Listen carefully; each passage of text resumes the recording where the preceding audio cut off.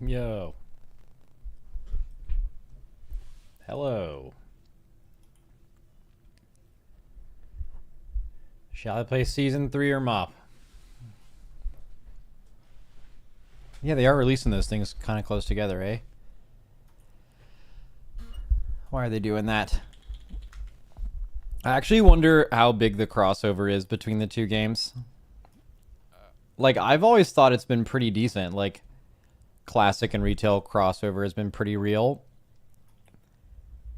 But the fact that they're doing it makes me think maybe that's wrong. Like, Blizzard, big company, it's important to have their sub matter. They don't mind pushing things back when they need to. So, them releasing Mop and the retail season so close together is interesting, right? It means that maybe there isn't as much crossover as we think, or maybe there's some other reason. Like maybe the thinking is like, okay, we throw everything at them all at once. If you get a sub, if you buy a 1 month sub right now, you can play Mop and Season 3. So they're like selling the sub as having more value in the singular month, maybe. Who knows? Trying to think about it from like business perspective.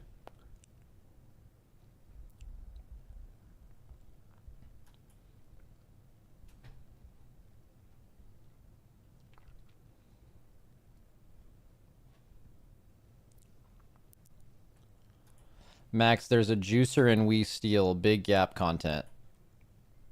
Oh, word? What is it? The 8% Mystic Touch is a nerf to physical classes. That's interesting. What could that line of thinking be? Oh, maybe a Mythic Plus angle? So by making Mystic Touch better in Mythic Plus and more required for a physical comp, since there's only 3 spots for a DPS, maybe by making a physical comp more viable, it's also in turn reducing 33% of the amount of spots there are for Mythic Plus. Is that the bit? Because I mean, I just don't even know how else you would even make the argument.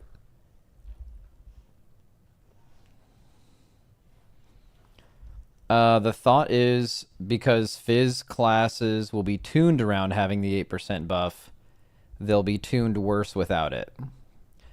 Oh, okay, so still a Mythic Plus issue, right?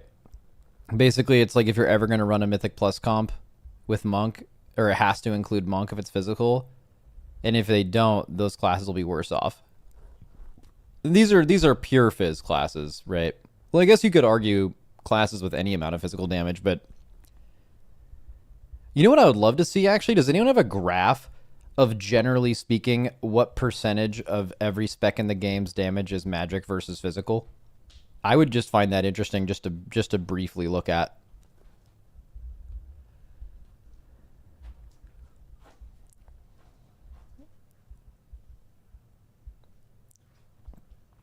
I mean, I don't know what it is about it only being 3%. Like if you're playing as a Fizz class and there isn't a monk in your group, you're just like, you don't really think about it that much, but 8% is like, bro, that's so much damn.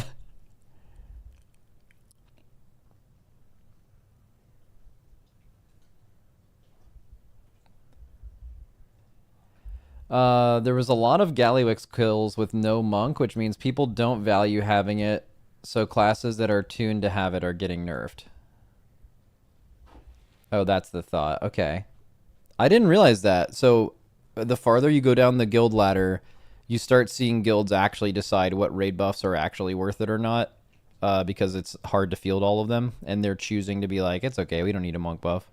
Yeah, you can really only do that last expansion, or this expansion. Last expansion, monk buff was the best raid buff in the game. Last expansion, I believe these numbers are right. Our monks brought you 5% fizz damage, 8% increased healing to the entire raid, and 4% avoidance to the whole raid. And they removed the healing and the avoidance part, but that was fucking crazy insane. That's probably pound for pound better than all of them.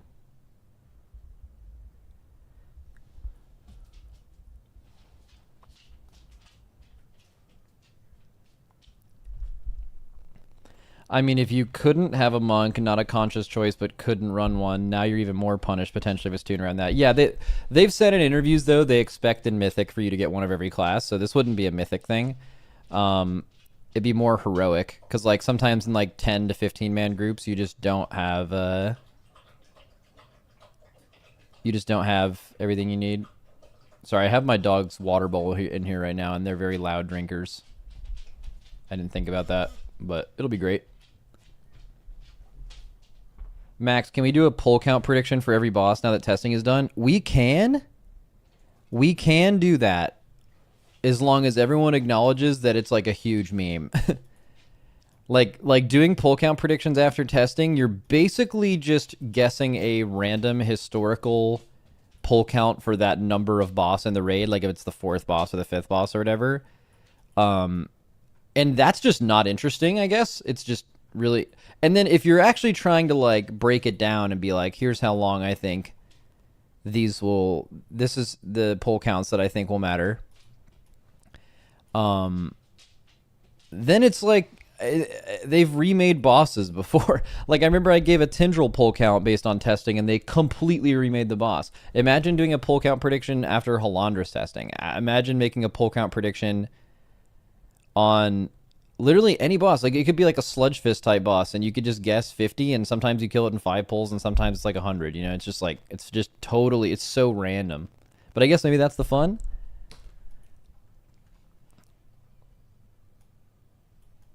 We'll guess more accurately than you will, which is the fun bit. Yeah.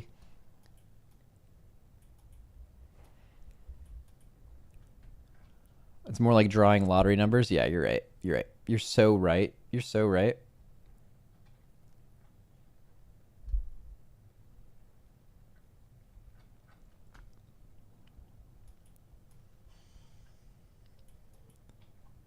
I mean, I would love to just hear, did they ever give a dev note as to why they increased Mystic Touch?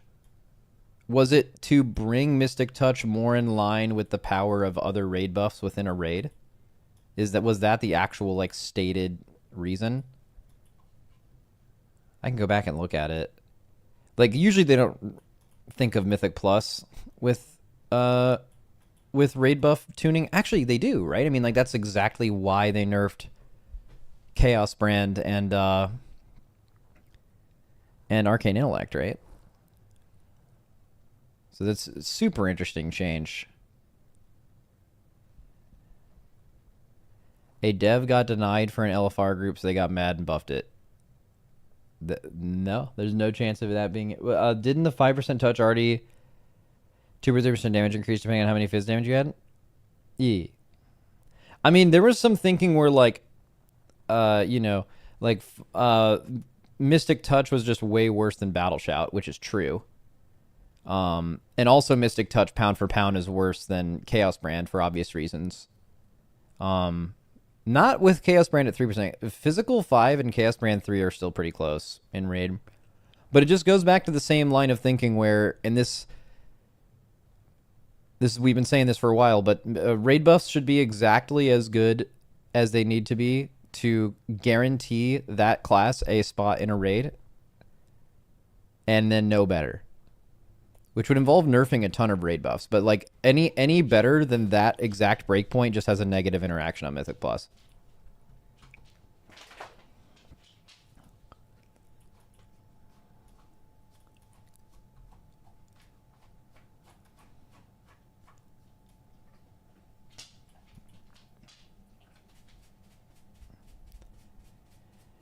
Nitpick, they can be much better in 5-person content. Interesting. Yeah, I mean, there was one weird thing this season where for the first time in Mythic Plus's history, there's like 2 comps that are... One of them, there's 10 times more people, 20 times more people playing the Magic one, but there are 2 comps, like distinctly different, 5 entirely different spec comps that are doing the highest level keys. I went and looked through this. That has never happened before. Like the comp changes are like the DPS are different, but the healers and tanks are the same, or like they swap out a couple specs. But like a completely different comp with a different theme and everything, different playstyle, never happened. Now that in the highest keys, this is like kind of unprecedented what's going on right now, and it's basically, and you could make an argument that raid buffs have had a positive effect in a way, at least for this, because like that comp, that the shaman healer, feral druid, mist or windwalk, or sorry, brewmaster, I think it's like what, rogue and warrior or something. I think I added an extra DPS back there, but the reason that comp works is because they're stacking all of the like physical damage raid buffs. Like if no raid buffs existed, well, there is not going to be any like no raid buffs, but like the stacking of the things made that happen, which I guess isn't super interesting because that's just what happened with magic DPS for a long time, but maybe them buffing it is they want more of that. Like I could see some weird level of thinking where that's the case, like with the meta basically always being one group basically with like very small substitutes you could make. If they just buff the physical and magics respectively, the raid buffs, then it is more likely that every season there is a physical comp and there is a magical comp, which means that no matter what, there's going to be 10 specs that are like meta, which baseline is way better than most seasons. This is unlikely what they're trying to do, just like a weird cook. Like maybe that's it.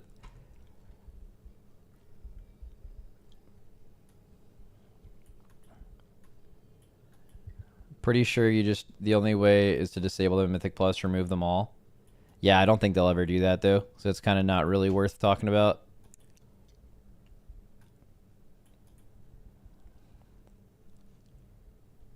There's lines of think, there's like a ton of stuff like that if you think pure gameplay related, where you're like, racial shouldn't even be a thing. There should be a racial talent selector on your talent tree, just like there is like PvP talents, and there should not be any raid buffs and stuff like that. And if you're speaking purely about like how this game plays and how groups are formed and stuff, you'd be right.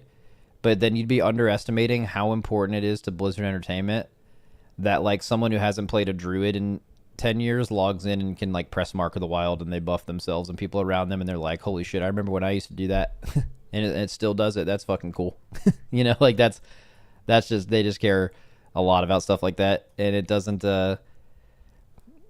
you know, it kind of intersects with the absolute pure best gameplay, but Blizzard isn't trying to make a game that just has the pure best gameplay. They're trying to also like create a world and have people care about it and, you know, all that shit, which I don't know a lot about, but I know that that's like their primary focus and that's the majority of their player base that cares about shit like that. So they're going to do it and we're going to suffer for it in a way, but they have to try to do something that appeases everybody in some way.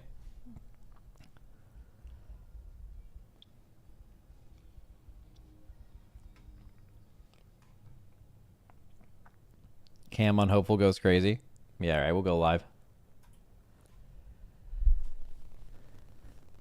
Sure.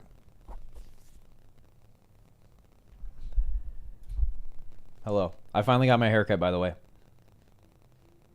It finally happened. It's been so fucking long, but yeah. Okay, so the racials is just a dead opposite of the swing they made with the conservative to balance them out because the horde ones were better for damage across the board. Now the DPS is equal. The horde ones were not better across the board since like a long time ago. It's been like many years, yeah. Looks good, but still long. Yeah, I intentionally wanted to keep my hair kind of long because, I just, did I just realize my hair this long though? I'm gonna have crazy headphone dent. Like, look at this side of my head. Look at that. Bro, that after a couple hours of streaming, that shit's gonna be looking gnarly. The girlfriend likes it. She hasn't actually seen it yet. She's been working and I came home.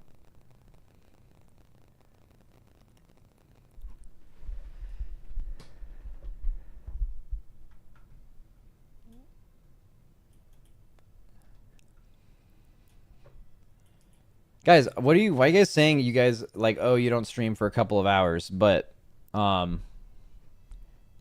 do. I stream, I don't stream for much longer than 2 hours, but I almost always make it to that 2 hour mark if I say so myself. Okay. I hate that emote. I mean, it's pretty funny. But also, I'm mad. What can I do? What are you eating? Cranberry walnut protein bites. They're just walnuts, oats, cranberries, and honey. You know.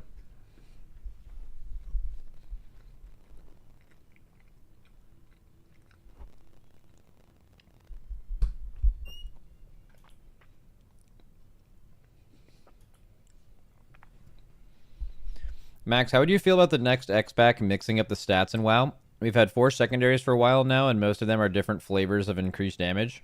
I mean, it's really hard to go any different than that. Like, they tried to cook with Verse a little bit. I think Verse has been less of a problem recently because they made a concerted effort for any class that was stacking versatility to, like, make other secondaries better. I bet there's still a few of them. Is there any class where versatility is your best stat? DPS.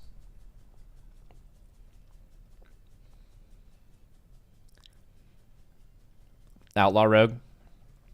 Apparently Arcane Mage too. Okay, well that's a problem. My biggest issues with secondaries whenever I was like hard on the they need to rework secondaries bit was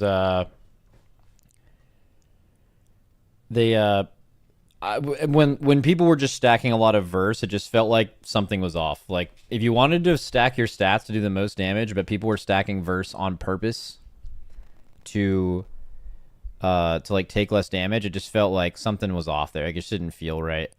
It's like verse just should be like a PvP status, basically was my take. And I don't feel that strongly about it now because I just feel like in a lot of scenarios people aren't making that decision. Like, I don't know, is it a somewhat interesting decision? Is as you're going into higher keys, if you're getting an extra piece of gear and it's an eye level upgrade, but it doesn't have exactly crit and haste, which are your best stats, and like one of them's verse, and you're like, you know what, I don't even mind because like part of the issue here is staying alive. And like, can you make a little tech swap? Do you have a second set of gear that has like a couple thousand more verse on it? And that is like something you need to make this key. Like that's kind of interesting because you're saying like I wish stats were more interesting than just like do the one that the robot tells you the best damage, tells you what the best damage is. And it's like, I mean, versatility in some content kind of is that, but also it has a negative interaction when you deal with it. You're like, I don't want to fucking have verse. I'm trying to do damage, man. You know? But if you think about it, verse is kind of the only times when you do think about your stats differently.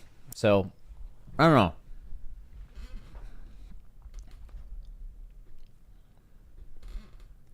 There's probably something to do there.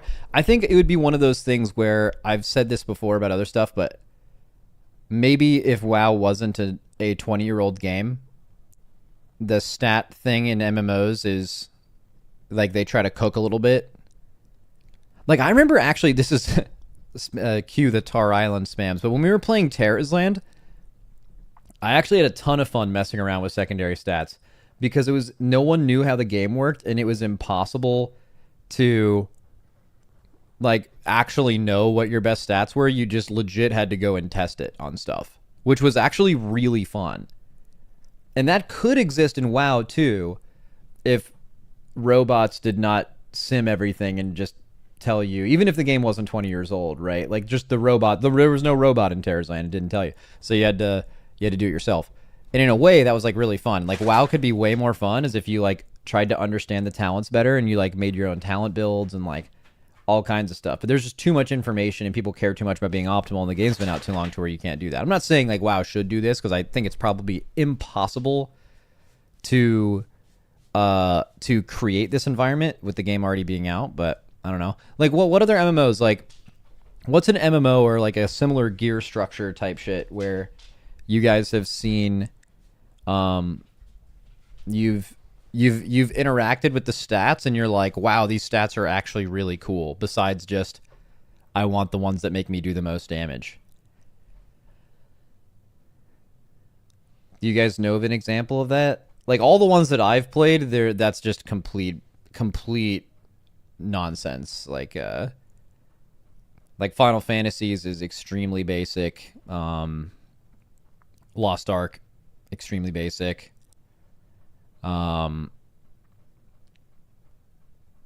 What is it? Most ARPGs have a trade-off between defense and offense. Yeah. I just feel like if they actually... Let's just say this in WoW. Let's say versatility was that.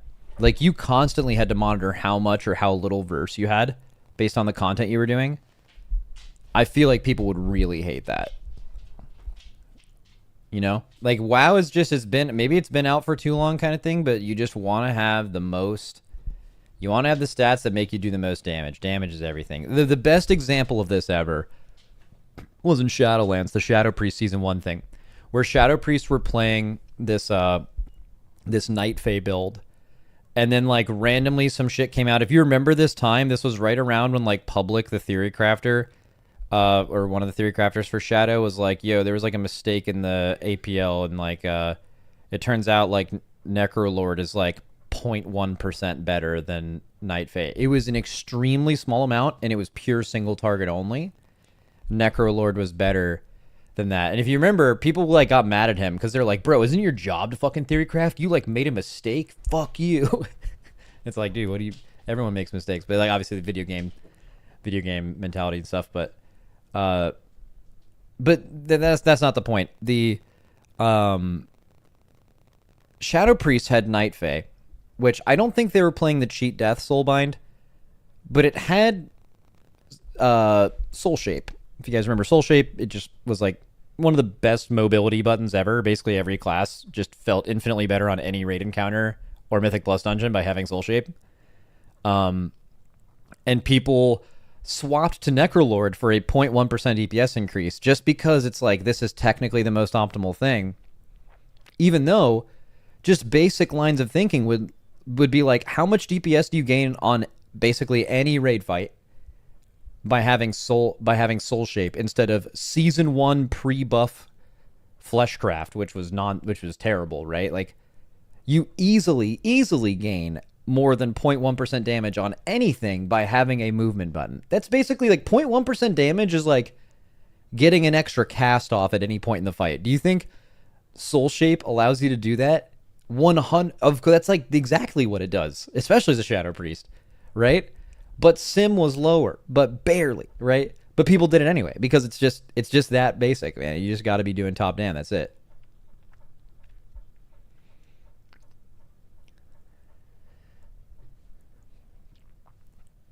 Was it Soul Shape was the worst borrowed power to lose? Got so used to it as a lock. I mean, locks weren't even the biggest offenders. Hunters played. Honestly, Hunters got fucking exposed at the beginning of this. Was the beginning of Dragonflight, because for all of Shadowlands they played Night Fae, so they had like Giga Mobility, and they played the Cheat Death Soulbind. So Hunters were playing BM and a Cheat Death Soulbind, and they had Soul Shape for like 2 years. You played Marks a little bit, but mostly BM. Okay, and then Dragonflight comes out. The best spec right away was Marks, and they lost their Cheat Death. So you saw Hunters that, and I bet you guys maybe went through this in your guilds, where, you know, you raid for someone for a long time and maybe they don't die a lot, and they're doing good damage and they're reliable. So you're like, that guy's good, because those are all traits of good players. And then you see them lose all of those things, and you're like, wait, that guy's nowhere near as good as I thought he was. That was the Hunter Shadowlands to Dragonflight experience, because you saw someone getting hard carried by Cheat Deaths and extra mobility and playing an easy spec to playing a harder spec and losing those things, and you just immediately have a different opinion of them as a raider. It's real shit.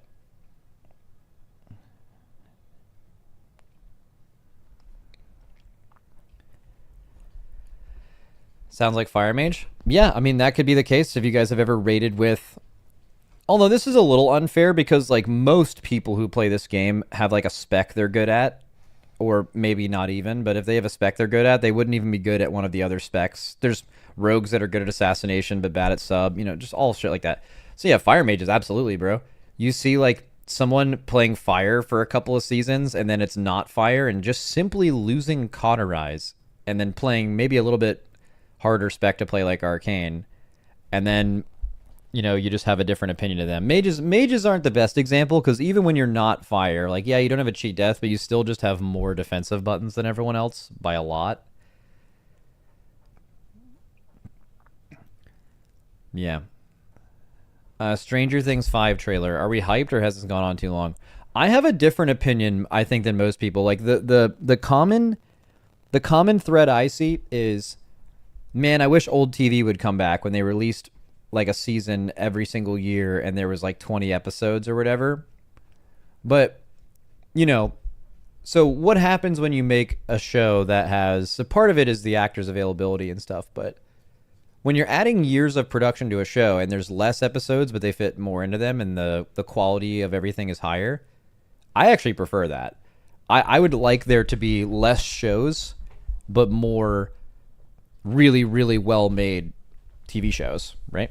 But I know I'm in the minority, I think, from at least what I see on Twitter and stuff, is people were like, bro, I just want some episode. It just depends on how you watch TV, dude. Like, if you want to have like some basic ass shit on in your background while you do other things or as you're sleeping, like those episodic shows were great for that, and you want more of those instead of rewatching. Totally makes sense. But that's just not how I watch TV ever. I watch TV ideally to like not be on my phone and be purely entertained by something that's really, really good, like the highest level of TV. That just personally, that's what I like. You watch TV competitively. Well, it sounds stupid when you say it like that, you know? But, well, I mean, also, I wouldn't agree with that.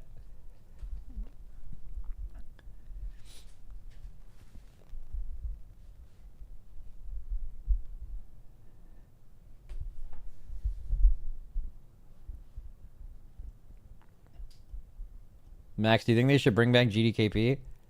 Yeah, they should bring back GDKP, and they should really bring back being able to sell runs for real money. Those were the fucking days, man.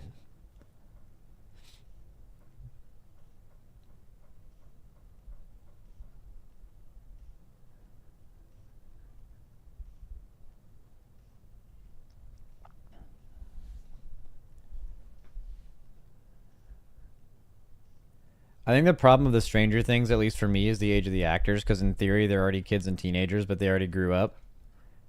I mean, it just depends on when you watch it. Like if for me, it doesn't really take me out of it until I'm watching a TV show and someone is supposed to be a kid, but they just look like super old. But we're already in a, like, at least in a lot of American TV and movies, they have 20-year-olds, 25-year-olds playing teenagers. That's like almost exclusively true, right? Because they can try to make them look a little younger, but just a 25-year-old's gonna be more often way better at acting than a teenager. So like they end up doing that. So I guess we're kind of used to seeing 25-year-olds as teenagers on TV, so it's not as jarring, you know. But they were actually like kids, you know. They were like really young. So I don't know I haven't noticed it in Stranger Things, but if I ever watch Stranger Things and I think someone is like a way older age than they're trying to be, it takes me out of it. It would suck, but I just haven't experienced that.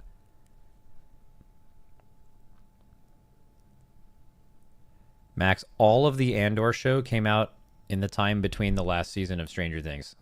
Is that true? God, Andor's so good.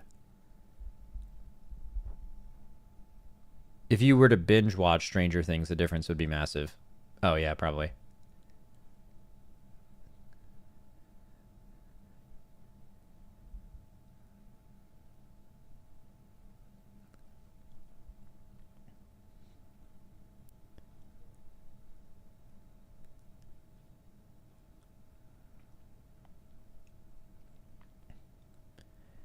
Max, why do people say woo for Warbound until equipped, but don't say buoy or bow for bind on equip? Uh, that's a good question. Maybe woo is just more fun to say. Buoy. Dude, hitting a buoy sounds crazy. I feel like it's just maybe been around for too long and people weren't funny back then. That's probably why. It's just been BOE for too long.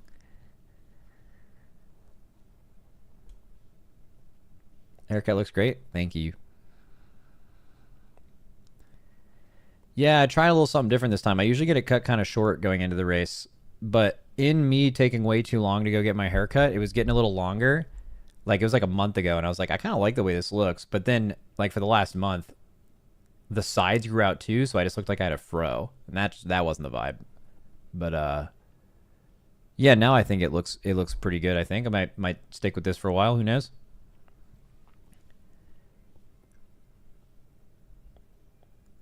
You want some Mythic Plus wall of text to react to? No. Max, do you think Gamescom will take hype away from the race? Like during the announcements, yeah, and it'll be a talking point, but I don't think so. Like if it's still going on, it depends on what's happening. Like while I could see people watching the race and then going to Gamescom to see the announcement, it's definitely going to be weird to not be able to cover the announcement because I'm streaming the race, like for me personally. But you've also seen, like, okay, remember last BlizzCon when they announced like the World Soul Saga or whatever, like a season 3 Dragonflight numbers went crazy. They were like huge increases right after it. So it's also possible that after Gamescom, a lot more people tune in to watch the end, which is usually the most exciting part. So I could see it having a good effect too, maybe? I don't know. Haven't thought about that ever. Max, if someone in your guild calls Healthstone cookies, do you kick them on the spot or after the race?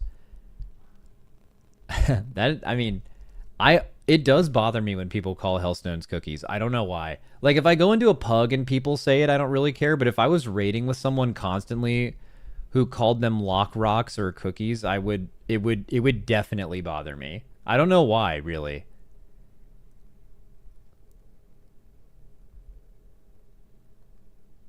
Maybe I'm just not fun. Maybe I'm just too old or something. I just call them Hellstones.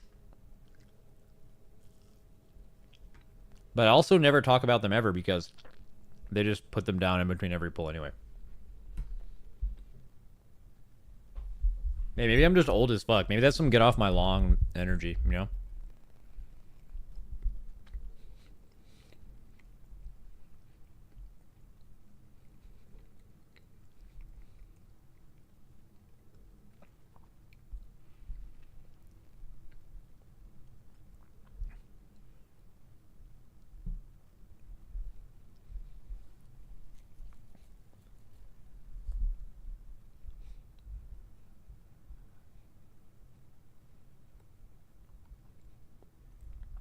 When's the race starting?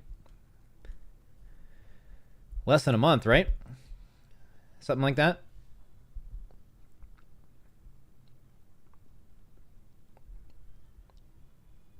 Testing was really fun.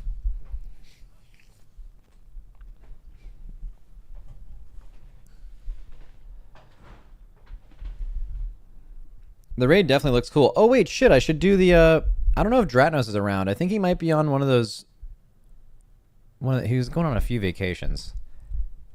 That's why the pod hasn't been consistent. When is he leaving? Let me read it.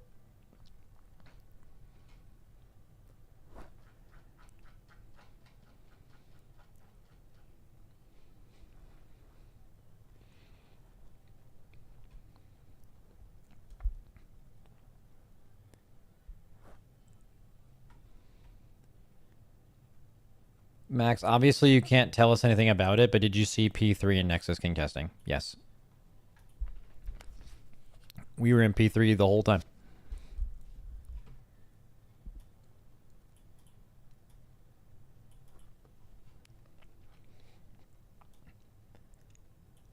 Why does Liquid wait so long to announce the event every time? I don't know. They gotta like make stuff, and that is probably a good reason. Who knows? There was one tier where it was really late. Like, oh, 1 second, we're yelling. There's definitely one. There was one race where we didn't announce it until like we were at the facility. Like the announcement video had not been posted until we were flying to the facility or actually there, one of the two. And it was like, what are we doing here? You guys have a new chef? Yeah. I had her food yesterday, actually. She was mint. Preach made a video saying Nexus King is just like Final Fantasy 14. I feel like that's getting thrown around a lot. Like, people are like, well, this is just a Final Fantasy 14 boss. They said that about Silken Court, which I think is actually pretty accurate. Silken Court is the most Final Fantasy ass boss I've done in WoW. But now I feel like people just like they just be saying that. Actually, I don't really agree with that. What about Nexus King is like a Final Fantasy boss?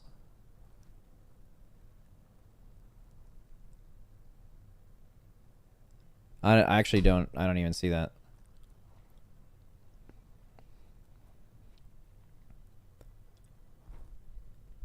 Maybe it's from a maybe there's a specific dragon or maybe there's a specific boss in Final Fantasy that visually looks very similar to Nexus King.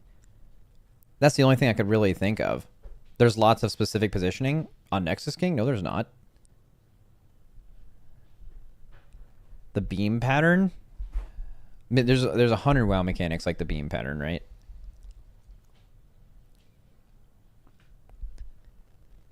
People are just making shit up. Can you tell us if your guild had more than 20 FPS on pull of Mythic Nexus King at least? Dude, there's just something about certain instance servers. I've kind of been on this since Denathrius. Like, just randomly when you load into a server for the first time of the day, you create an instance server. You can reset it on Mythic by leaving for 30 minutes and some other ways, but you can just like low roll. Like I remember on Denathrius some weeks we'd have the exact same comp, no difference whatsoever. Same players, everything. Sometimes we could pop 30, 40 ads at once and have zero lag.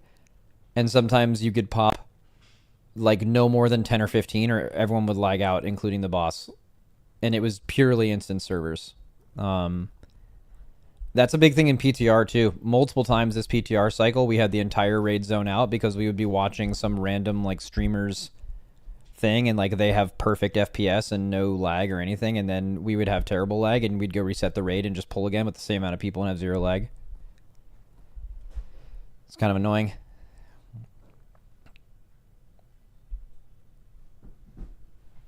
What does the instance server have to do with frame rate? I don't even know if it's about frame rate. It's more about like input lag.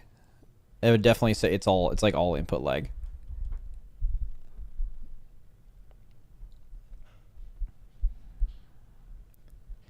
What raid size do you test heroic with? Usually 30. Like, just we have everyone in the raid. Sometimes we'll drop to 20 to see how many mechanics are supposed to spawn, because like with 30, sometimes it just ramps out of control. That's like pretty rare, though. We didn't do that this time at all.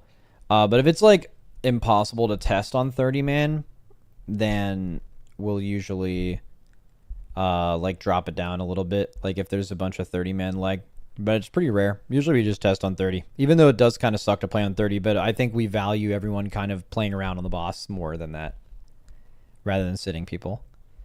Now you could do 2 smaller size raids, like 2 15-mans, but then people are playing off-roll, and I don't... There's some value in that, I'm not a fan.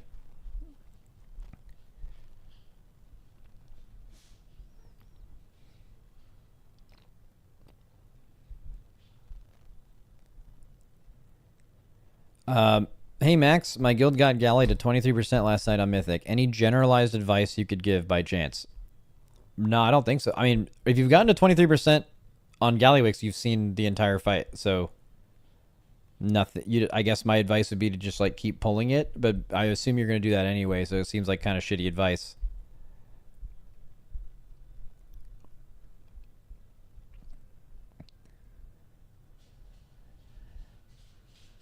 Can I hit a quick bird? Yeah, you can. No tip, though.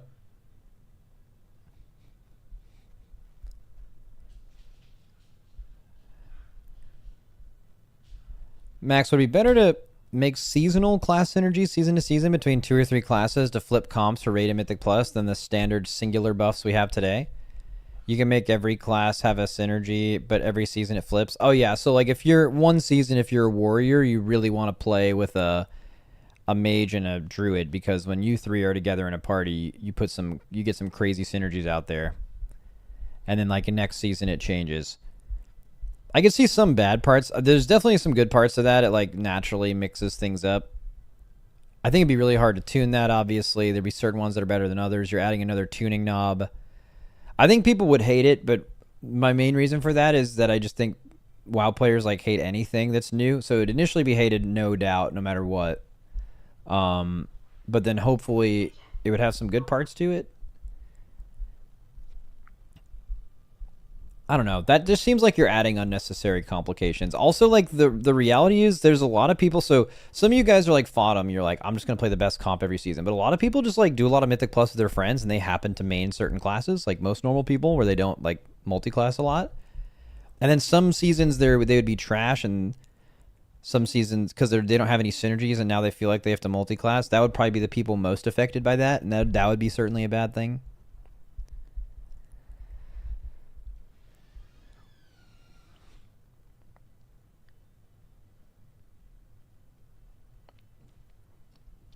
How does class tuning look right now? I mean, fine. Like there'll be a bit more tuning certainly, but just like most seasons going into it, there are a few specs that are awesome, a few specs that are not great, and then most everything. This is raid specifically are like really good, and you could use them in a lot of situations.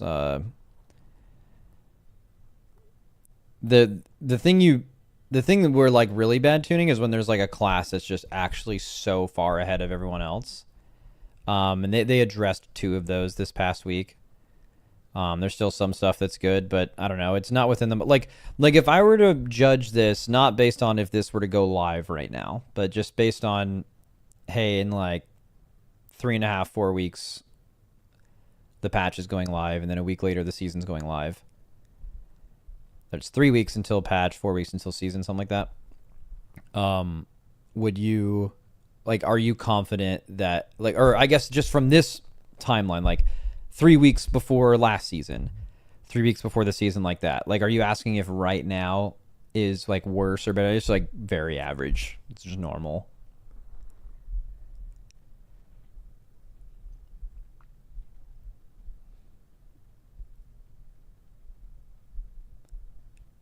Max, raid retrospective. Was Last of Us as good of a theme as you thought it was going to be? Yeah, but also theme is subjective, right? And also nothing has changed since then, because theme isn't how good the bosses were. You could see the entire theme by just going on PTR before last season came out, which is when I said that. And I mean, yeah, they didn't change anything about the theme. The thing that I found the most interesting, actually, that I kind of didn't like about the raid, is, okay, Liberation of Undermine. Did I say Last of Us? Oh, I mean, also true. Same thing. The coolest part of Undermine was, you guys know that big trash skip you did to go to One Armed Bandit as you got into the casino? I feel like that was the most thematic and coolest part of the entire raid, maybe even the entire patch. And it has like some negative interaction with it because you just didn't want to be in there because you wanted to skip trash. I wish they would have made you want to be in there for some reason. Put a boss room in there or do something like that. But it just felt so weird that like the coolest part of the whole patch was just any minute you were in there felt like shit because you wanted to skip all of it. You mean just being inside the casino? Yeah, shit was dope. It was cool.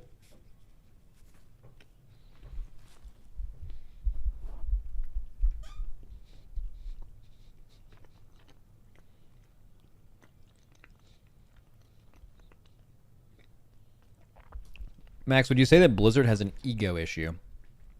Doubling down on things that don't work. Well, an ego issue would mean like they talk about it internally and they feel like they like they have something that isn't working and everyone's telling this one person or a group of people that isn't working, and this one person's like, well, this was my idea and it's gonna work. And I've spoken to a lot of people at Blizzard, higher up developers and WoW. I don't get that impression from them at all. They seem like very logical, reasonable people that if something was really bad and it was coming to them, I cannot imagine the people that I've met talking about that game egoing something into the game. Just, is it possible? Certainly, but I think maybe where that gets confused is making the best game isn't exactly doing what your community wants. Like some of the best games ever, The people who are making it, not like MMOs or whatever, just like completely ignore their audience and they just literally make something they think is cool and then it happens to be amazing and people love it. And they didn't get to that point by purely listening to every single bit of feedback that someone gave them. They just made something really sick. So like as a game developer, you're trying to create a cool game and trying to show a lot of cool things you love right now. You wouldn't have known you loved until they were implemented into the game. You know?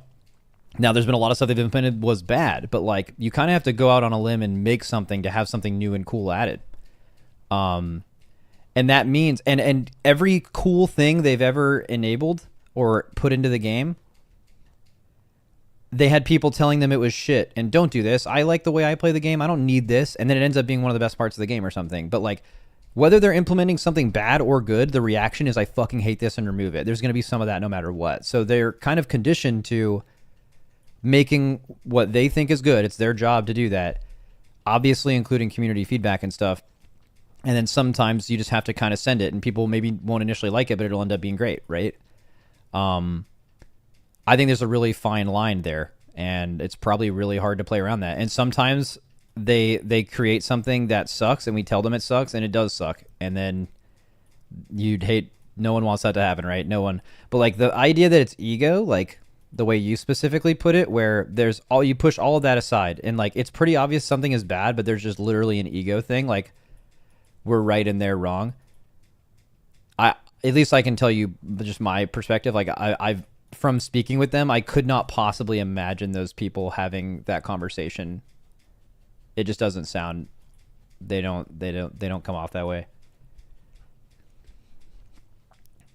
There's actually been a few times I think. So one moment where I felt there was ego was Covenants, and it wasn't when they made Covenants. It wasn't when they made Covenants. It was when they removed them. And they had a post. And it was like, yeah, so we're removing the Covenant restriction. And then they threw in a little, we don't think you would have interacted with with like the intro of Shadowlands the same had they not been there. Basically saying, we're removing them now, but it was right that we had them in the first place. And I think I just like vehemently disagreed with that. And that seemed like an ego thing for sure.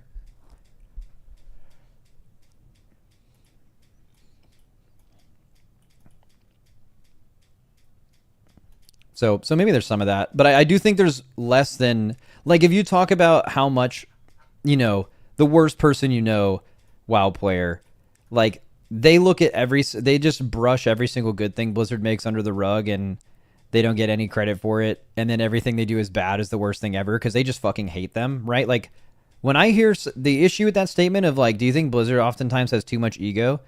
I just picture that person in my head and I'm like, there might be some truth to it, but I know the way that person got to that conclusion was through the issue is on them, you know, like what they've built up this people who make video games in their mind as this like enemy, you know, that's where that comes from for them.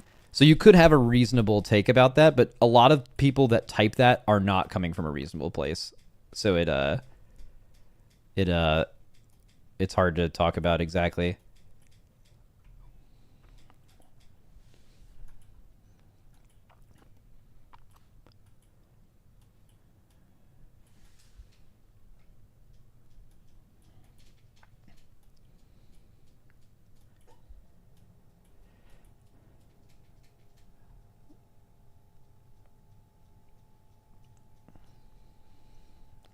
I think you missed the part where everyone quit Shadowlands because of Covenant restrictions. Do you think Covenants were a good friction in the game, part of meting the top end? Bro, the one thing that's weird for me with Covenants that I still don't really understand this exactly is it was all everyone was complaining about and it was the worst, whatever. And then like at a certain point in Shadowlands, they made Covenants way better. They made them swappable. They improved them a lot. And if you were to ask anyone right now what their favorite part of Shadowlands was, you're going to get one answer. And it was Season 1. When Covenants were at their absolute worst and there was still conduit energy and everyone was mad about everything. But they'll just tell you that was still their favorite part of the expansion. So now that could have been because that was like it had one of the greatest raids ever. And, you know, it was people were everyone's friends were playing. And this game is way more fun when you have your friends. So like even if the actual content wasn't as good, because more people were playing it, it made the game better, right? There's so many things like that. But I just find that really interesting. Same thing with Diablo. Like, I feel weird saying Diablo to me was a great game, Diablo 4. I'm just like, I don't know, I see so many problems with it. I have so many issues with where the game has gone and all that stuff. And then I think that I played Diablo all day, every day for more than a month when it came out. And killing Lilith on multiple classes was one of the most challenging and one of the most fun experiences I've ever had in gaming. And I loved every second of that month I no-lifed that game when it came out. And if you were to ask me, I would tell you the game is bad. Or, like, not good. And I have trouble, like, computing that in my brain, because if I were to play any game, I'm playing Death Stranding right now off stream, fucking love that game. It makes no sense why that game is good. But fucking amazing game. I play other games. If I buy any game and I can play it off stream or on stream, whatever, and I no-life it for a month, there's no way my opinion of that game would be this game is bad. I would tell you this is one of the most fun times I've ever had in gaming. Like, that's about as long as I grinded Lost Ark. Love that game. Every other game that has made me love it so much I've no-lifed it for a month, I love those games. Diablo did that for me, but it's like Diablo bad. That makes no sense. It, like, literally doesn't make sense. Like, how does that make sense? I guess the expectations are different. Like, I don't know. It still doesn't make sense. Like, I objectively really enjoyed my time in that game, but I wanted more, you know? Brain's fucked up.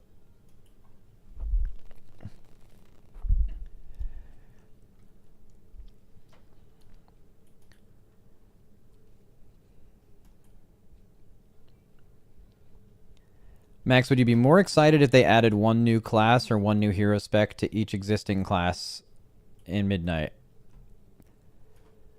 I don't know. One extra hero talent sounds like a ton of work, but I don't know. Yeah, I guess they're gonna cook something like that. I guess we're gonna find out soon too, because of Gamescom. Wait, are we due for a new spec? I think we are, right? I did this before. Fuck. I listed all the expansions. Did I? It's probably not too far back on my notes. Yeah, it's literally the most second recent note.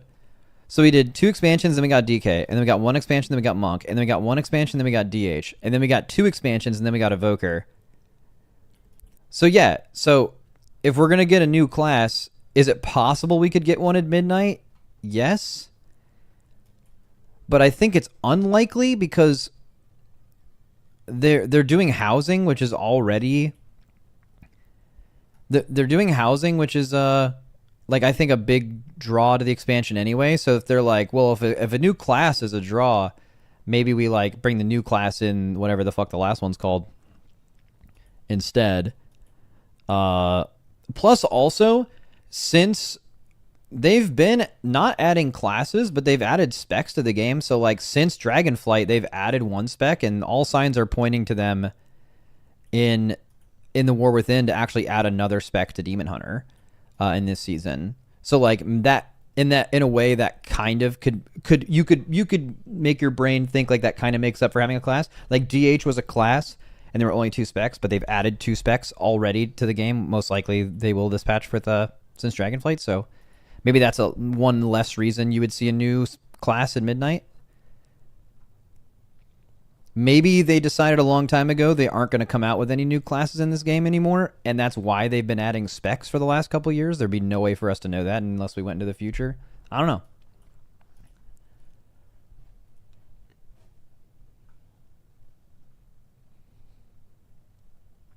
Year of the Tinkerer. Did they say if hero trees make it to midnight or not? Yeah, they are. Well, I can go double check, but I remember them using the word evergreen with hero talents, but it might have been just within the confines of the World Soul Saga. Like, I remember when they came out, they were like, we're going to be using these for the next 3 expansions. So I don't know if they're evergreen, but they're certainly like these little trio of expansions. You know, it's interesting. I wonder... Like, I feel like if you were to break down WoW's history of expansions, you could kind of break them up into trios. Naturally. I wonder if their reason for making the World Soul Saga was like, we've had trios of expansions anyway, And now we're just labeling it as that. Or I guess they can be a little bit more concise with the story and stuff, but like to me, like Classic through Wrath is 100% an era. Like that is a trio of expansions. You could have come out before Classic and been like, you guys are in the fucking Warcraft beginning saga, and it would just be that. You know what I'm saying? Like I don't know exactly. Kata through WoD, I feel like fits in there, but only because Legion through Shadowlands is 100% an era. Like this was the Borrowed Power era. These had so much in common. And then Dragonflight, as they stated, was kind of its own thing. They're like, we're basically doing an evergreen expansion before we get into some new shit, and then this trio is the new shit. So basically every expansion like belongs to a trio except for Dragonflight. Or you could see Dragonflight as the big, like, they made so many functional changes to the way they designed this game in Dragonflight that maybe this is like the beginning of like Dragonflight is basically WoW 2, even though WoW 2 is not a thing.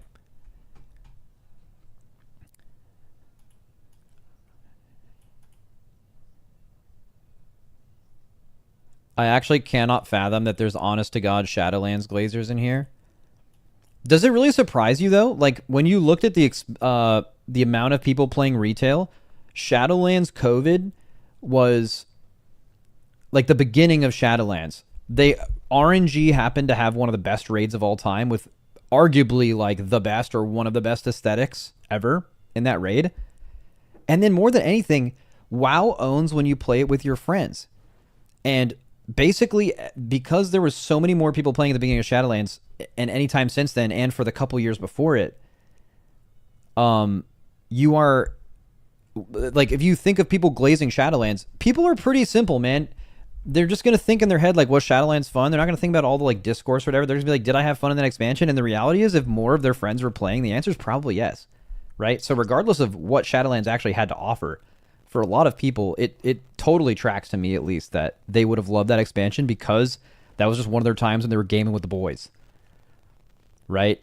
And there hasn't been that many people playing since, so it's harder to achieve that. It feels like that was better because some people prioritize that.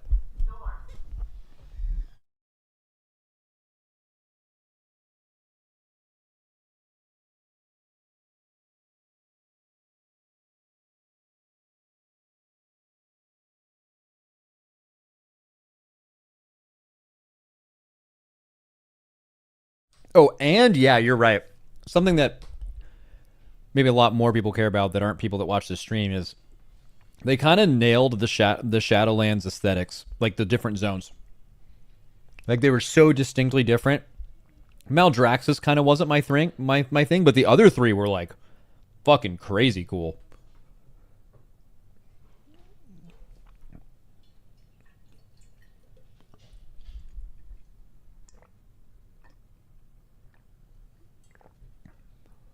Oh, the Maw. Yeah, the Maw wasn't awesome. Aesthetically non-existent, and your mount was too scared to go in there. Bro, wouldn't it be cool if, like, this place was so scary that you couldn't mount? Yeah, bro. Yeah, do that. Yeah.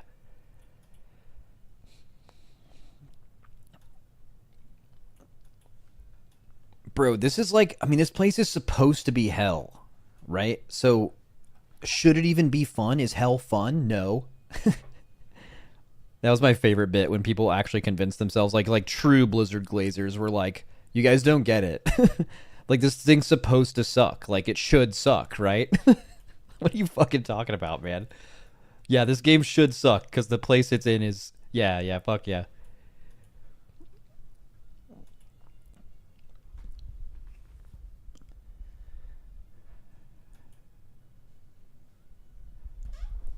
Max, can you define friends? What am I about to read? Because I hate playing with my friends. We all have different schedules, but I love playing with like-minded guildies. So the game is all about finding people that play at my level. Bro, I make sure you're sitting down for this, but those people that your like-minded guildies are your friends.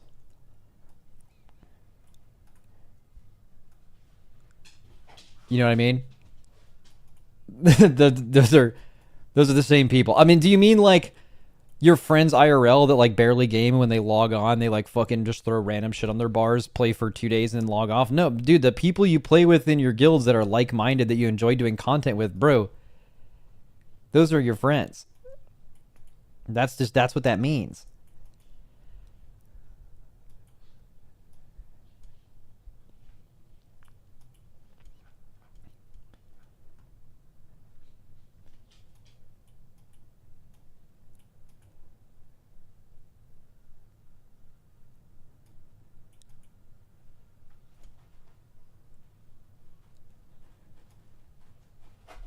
Do you know what's a good litmus test for being just like a good person or a good dude?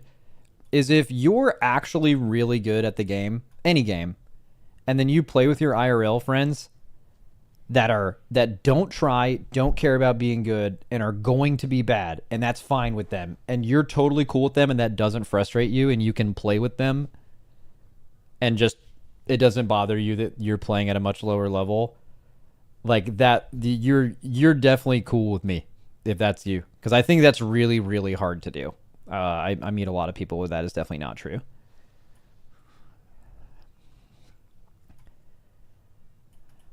Not to say that if you're not like that, bro, I'm like that. Like I get frustrated for sure. I get 100% frustrated. I'm not even saying this is me. I'm saying if that's you, you're kind of the shit. That's what I'm saying.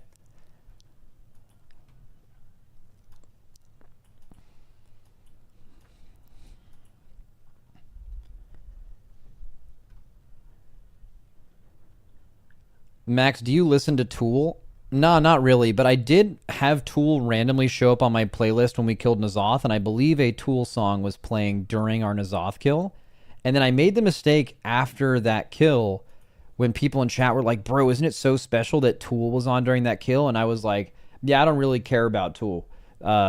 Like sometimes their music comes on and it's fine, but like I'm not like super into it or whatever. And there was some people in chat that did not like that answer at all. Tool's one of those bands I think I gathered from that where like just saying that it's not your cup of tea like offends people. You know what I mean? Which makes no sense because like if there's something I really like and someone's like, I don't really like it, I'd be like, okay. And then I'd never think about that again. But like I think Tool fandom is one of those fandoms where like that's not okay. you know?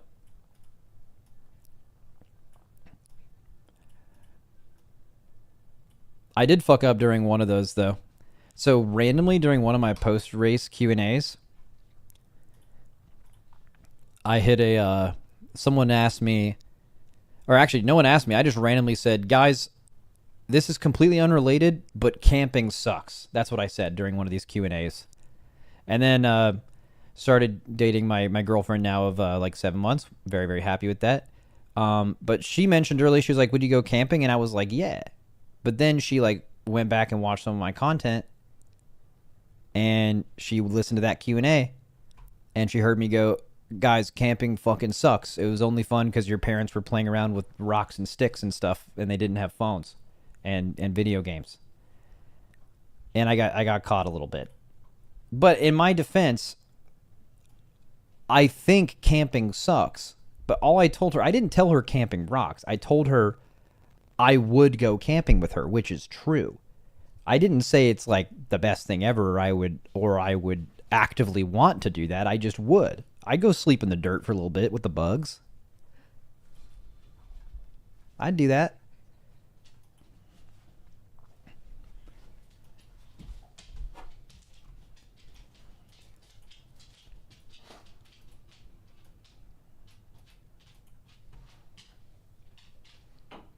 Camping owns if you're doing it with someone who makes it a good vibe. Yeah, I'm sure. Yeah. I think for me, my brain is just cooked because I've done so many. I've like played video games and done stuff that I found really fun. Like I just optimized my life for fun for such a long time that like stuff that used to be like passable to me just like falls below the bar where you just end up being bored because your standard of entertainment has just been higher. You know what I mean? I don't know if you guys ever deal with that. Gingy and Max 1 week camping trip 24/7 live stream. That sounds like the worst thing ever. I don't want to do that. I'd jump off wherever we're at.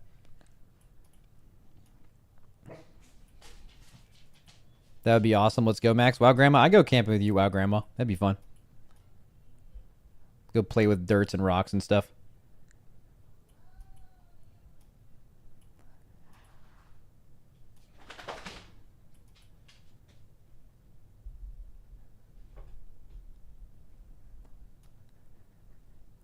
Who's better equipped to survive in the wilderness, you or Gingy?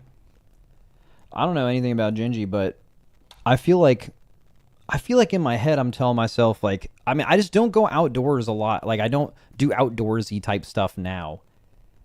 So, like, if I had to survive out in the wilderness, I probably wouldn't be good at it. So, like, initial answer is I would die, right? We're just going to die real quick. But I feel like I have a lot of confidence in myself. I'd be like, yo, if I had to make it work, if I had to start day one right now, there's an apocalypse and I got to fucking figure it out, I feel like I'd make good choices and figure it out. But I'm also probably wrong and I would die. You know what I mean? But you got to have the confidence.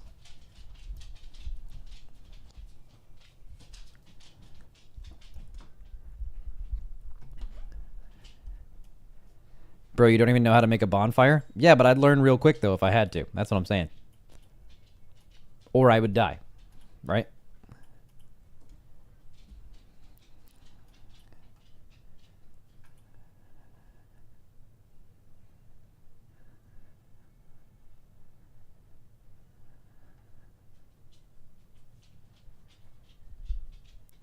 Kamehameha with the Prime. At Max, don't shout out my Prime if I am your favorite chatter. Oh, man. What an L. I, like, never shout out subs either. And that's the one where I'm just, Jesus. Man. That's a low roll, buddy. That sucks. That could have happened any other day and it wouldn't have happened, but it did. Dude, I saw a tweet the other day, not to, like, bring up Pirate Software because I don't like that guy, but someone tweeted, bro, imagine how much Pirate Software's life has, like, irreversibly changed because he didn't press Mana Gem. I'm like, bro, that is actually so true. I mean, there's so many other deep-rooted problems, like the not being able to take accountability and stuff. There's so many other things. Like, he could have just at one point just ripped a quick my bad and just been fine. But he couldn't do that, right? That's the fundamental problem. But he could have probably kept going for a few more years if he just pressed Mana Gem, though. You know what I mean? That is kind of insane.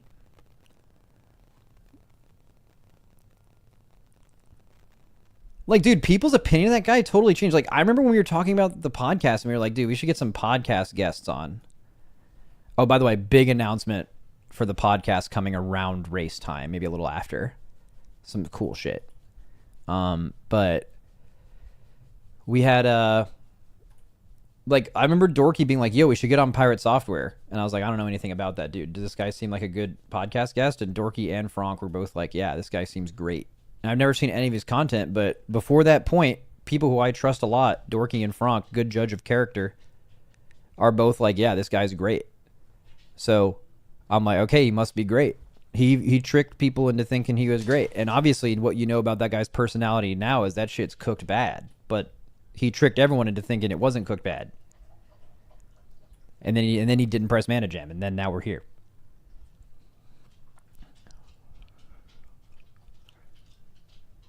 Drama? No, there's no drama. I don't. It's not really that deep. He said some weird shit about Fired Up because of the Spell Slinger thing, and now unfortunately I'm forced to hate him for the rest of my life.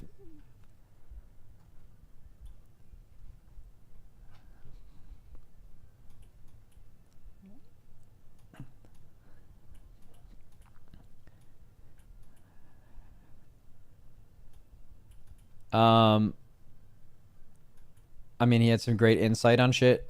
Oh, yeah. Yeah, he stinks, though. All right, that's enough about that.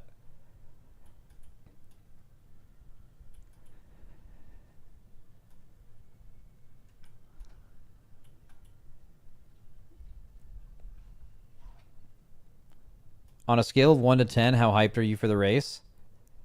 I'm very hyped. 10. This is the most fun thing I do in my life ever.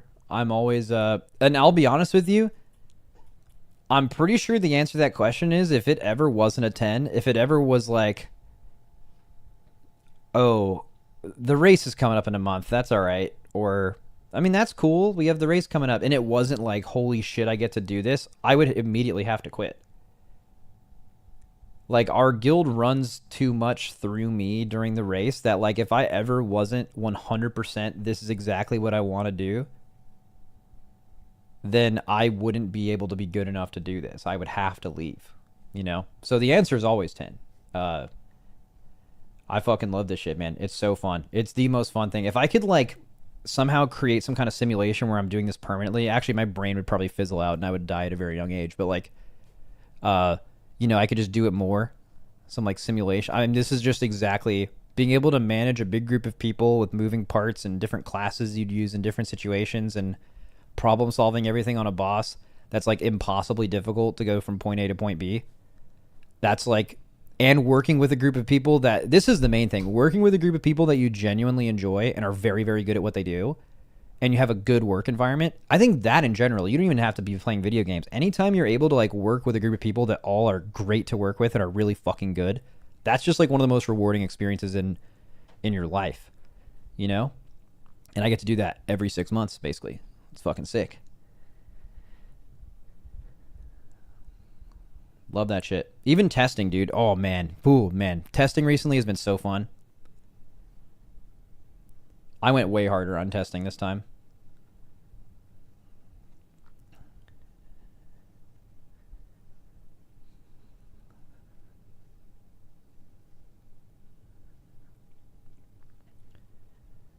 Is this upcoming raid sick or nah?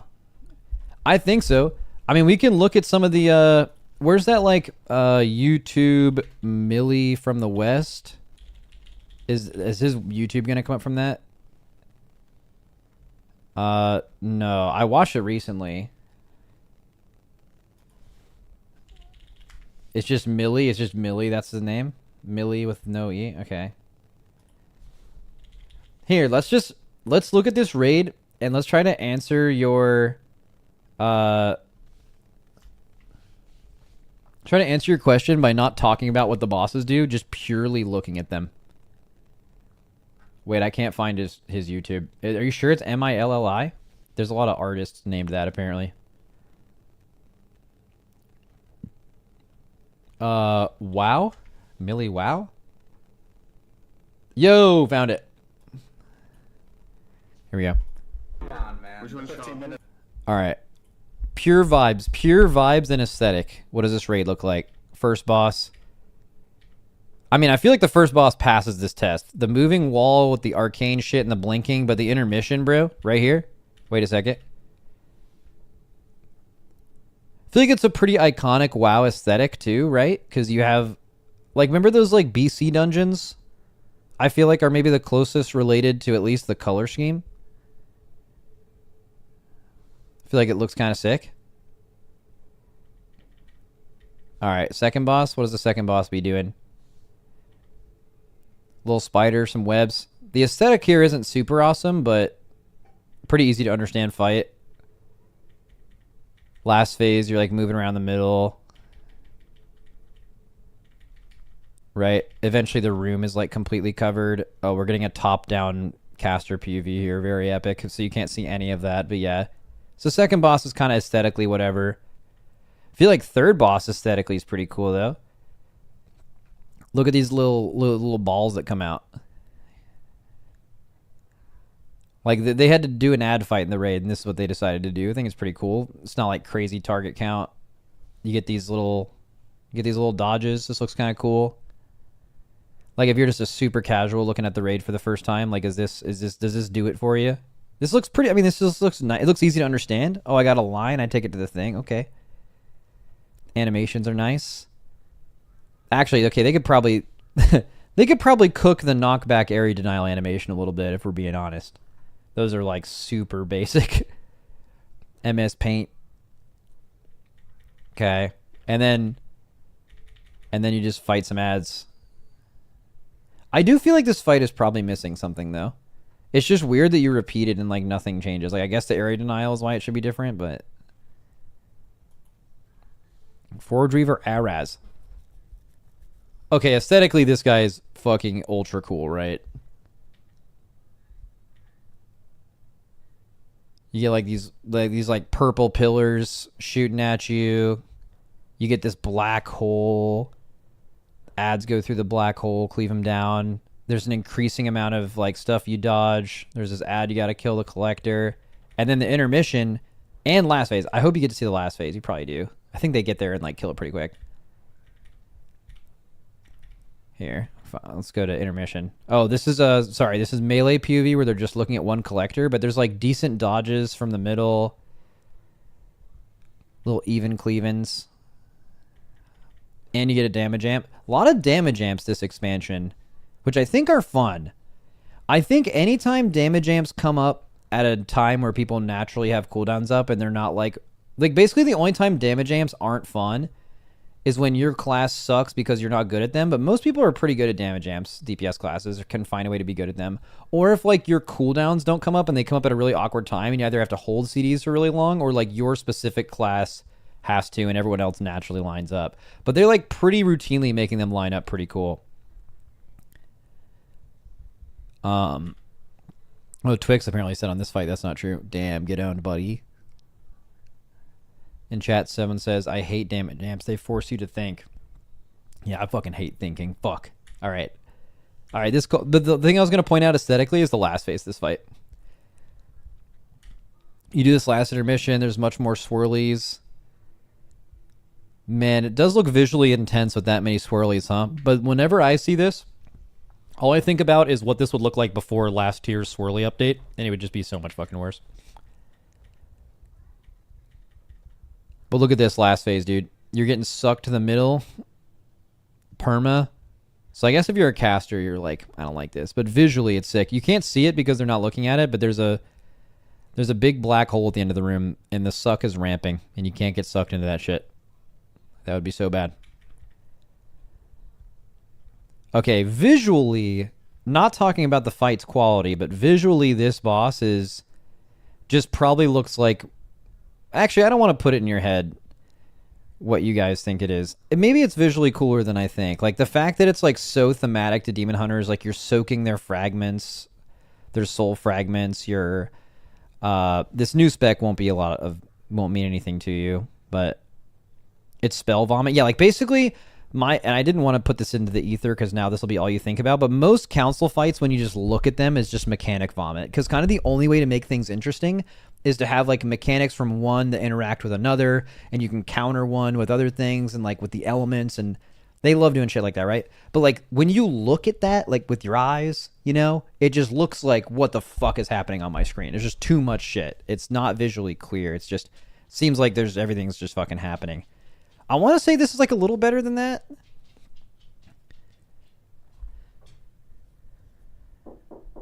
Oh, 1 second.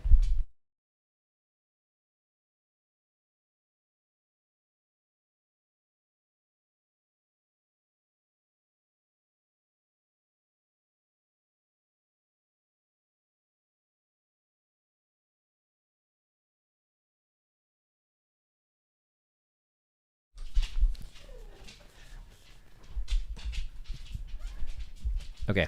Anyways.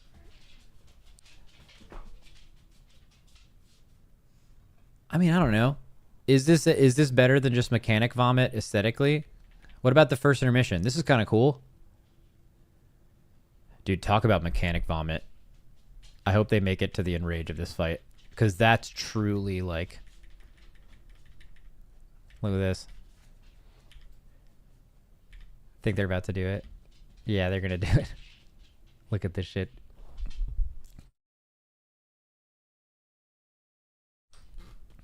Okay, they have a lot of people dead, but...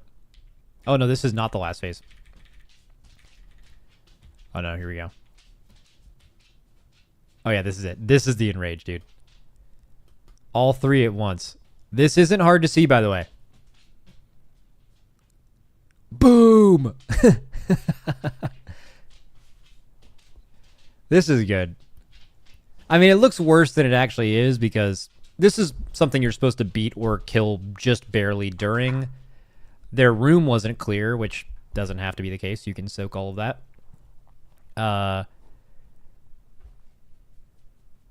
And they weren't spread out or anything, but... Fractalus? I feel like Fractalus does end up looking pretty cool. Well, it depends, because you're kind of just like looking at the ground.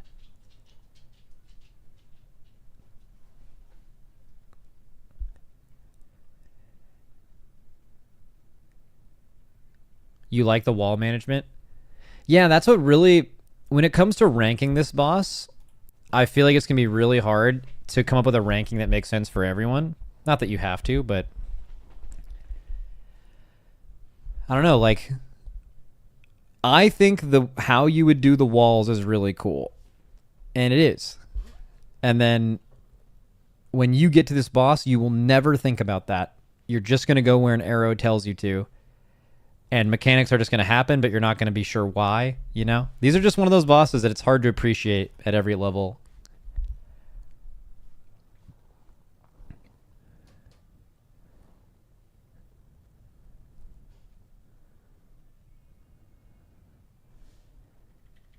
I mean, the end of this is going to look pretty cool if that mythic mechanic ends up being true. We basically just have to manage walls. It's a very unique boss. I can very confidently say they've never made a boss like this ever. This is a completely unique WoW fight.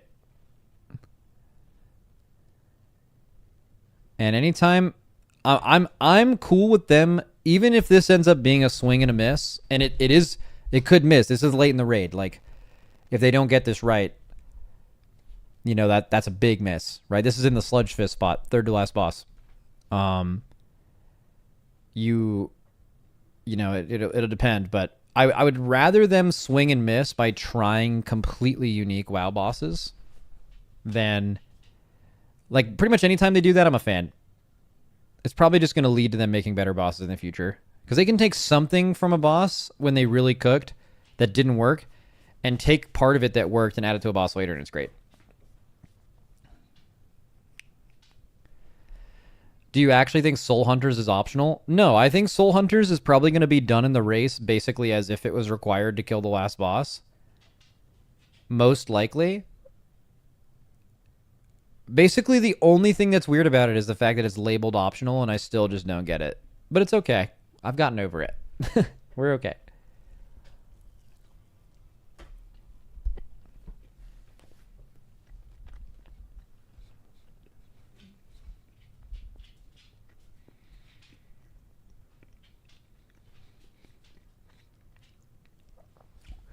The boots that upgrade your cloak as personal loot, so it's kind of mandatory anyway.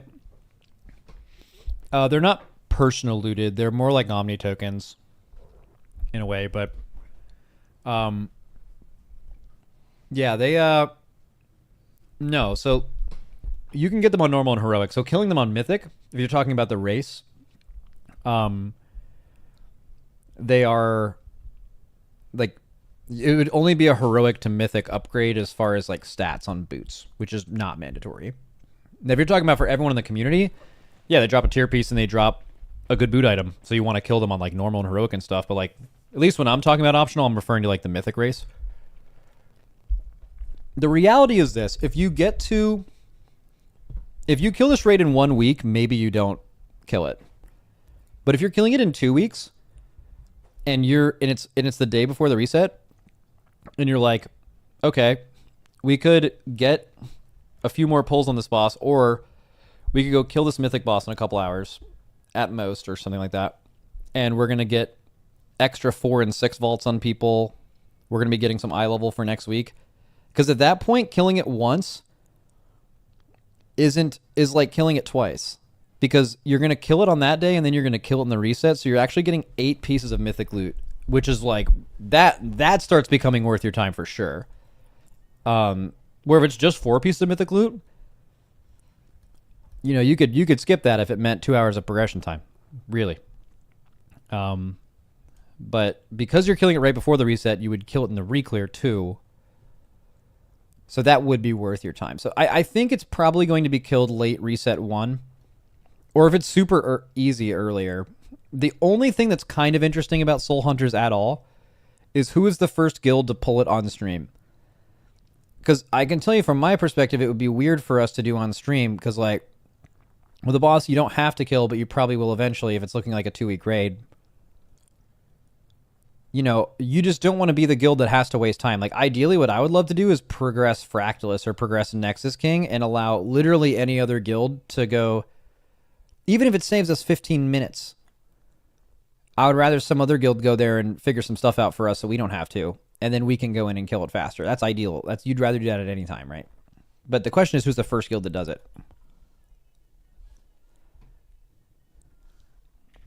Okay, so Fractalist they kill real quick. All right, then Nexus King. So I want to say Nexus King might be the single best aesthetic visual boss we've seen in a while.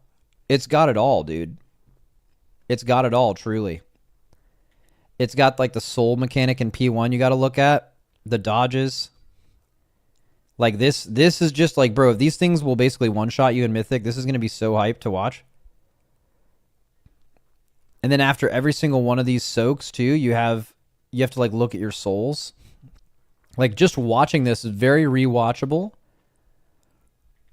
And then they barely get into it in this poll. And this is the farthest public testing VOD you'll see. They barely get into P2.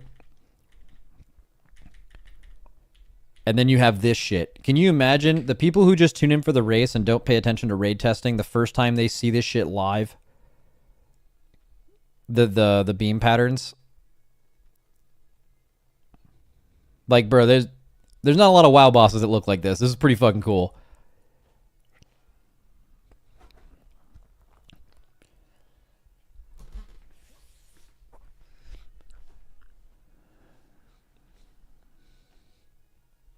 That's crazy. And then the last, that's not even the most graphically sick thing. The last phase has arguably the coolest graphics you're going to see on any WoW fight ever.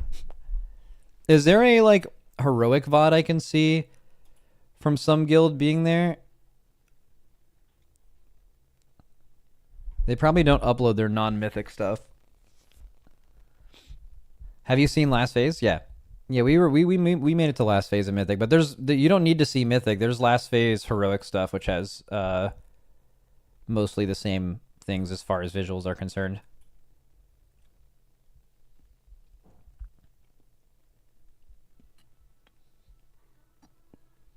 Kalamazoo has a heroic video.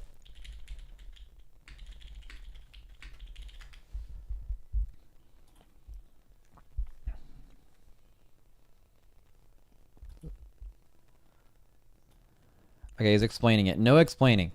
All right, dude, this is the last phase, by the way. No, please play without pausing. You place these down. Where you place them, they do a suck while they're in this. If you see them in this form, they're going to suck you like a Nexus Princess Kaiveza. When they're done sucking, they spawn like a dodge mechanic that you have to figure out how to live through. So if you're just talking visuals, this is crazy. Not like this is an optimized pattern to drop them in. If you think it looks hectic, obviously you could make it look less hectic. But on heroic, these things go away. You hit them with Star Killer Swing like this, and they disappear forever. That's what happens on heroic. Play it. Okay, so you let Star Killer Swing go off, and they go away. All right. Mythic mechanic. There's no way to remove these stars. They keep going out like they are right now, but Star Killer Swing no longer blows them up. It reverses their direction. And if they ever touch each other, everyone dies. So the end of this fight on Mythic is going to be looking fucking wild. It's going to be looking crazy for sure.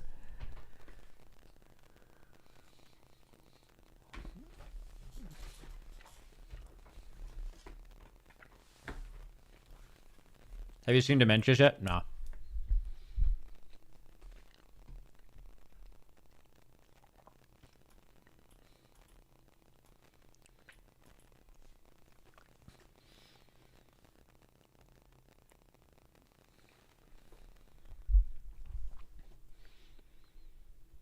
How is it even possible if you have 10 up on Mythic? I don't really want to describe it to you, but it is.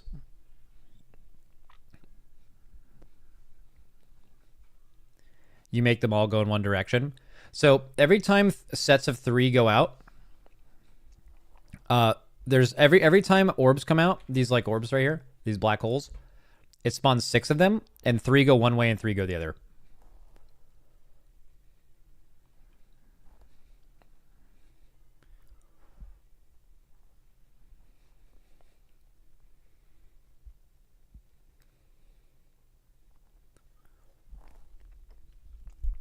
Actually, once you set up a,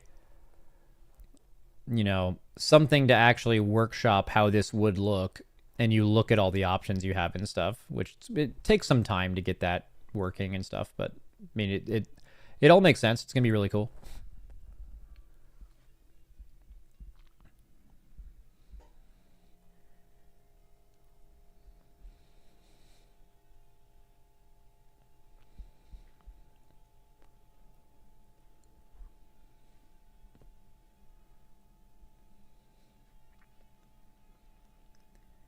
This is just a pattern fight once you figure it out. It's not that crazy. Yeah, in a way, you're right. Like, this is just like Fractalus in the way that watching this during the race and being a part of it and figuring this out is going to be really cool. But when your guild gets this boss, it's not going to really be that crazy. You're going to see the most optimized version of it where all the sucks are super easy, all of the dodges are super easy, all of the orb placements are figured out. You just go to a marker when you get picked and you just, you know what I mean? It's going to be a totally different experience.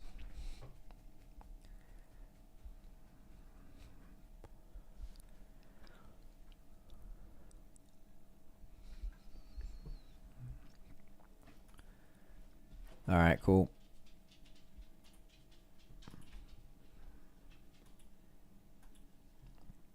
All right, you guys said there's some potential Reacto.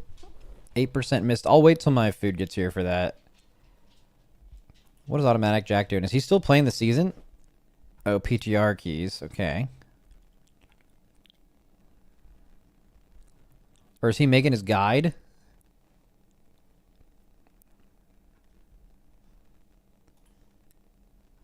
Max is Trill playing this season? Yeah.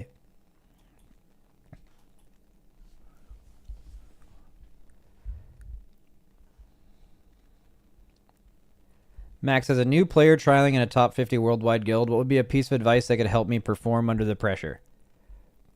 Two things. One is obvious.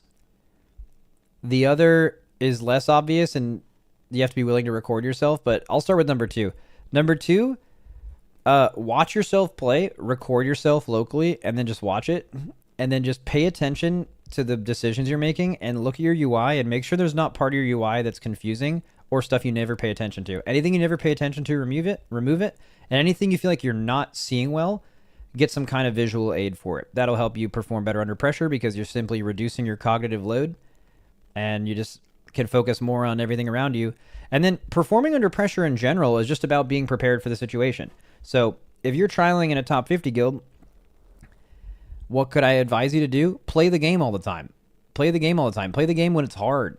Because then once you get used to doing that, there's less pressure when you're more used to what you're doing, right? It's just like another day. If you play WoW and you play really difficult content for 2 straight weeks, on that 15th day, it's just going to be another day. It's not going to be like some crazy new thing. You're going to be doing it. So just like play the game. Play the game a lot, get better at it. Or blackmail the GM. So in case you do fuck up, they can't kick you. That one's a crime. But, you can do that. Don't do that. I'm not saying you should do that, but that,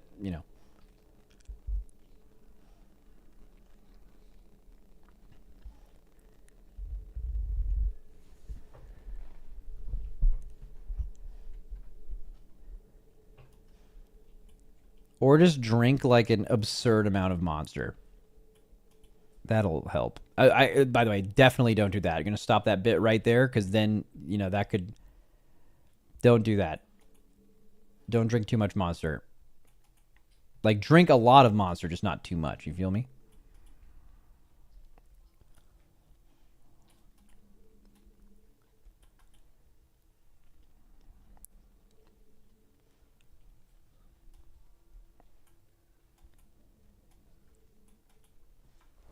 All right, let's watch. Or no, I guess we need to wait for that shit to come in. Fuck. Wait, what is it? New Holy Priest Artifact Mace? Data mine 11.2?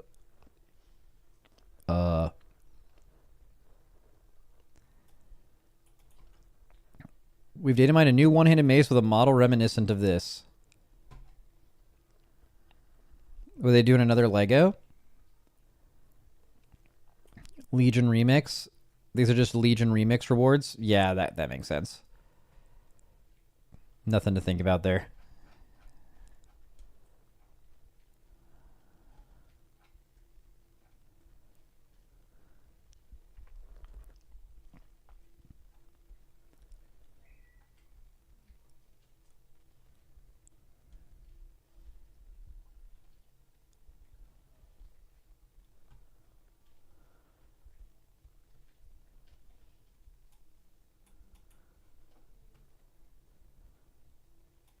Does anyone know if when we should expect the Liquid Race announcement? I don't know when it's coming out, but I mean, at this point, you can probably, hopefully I'm not breaking any news here.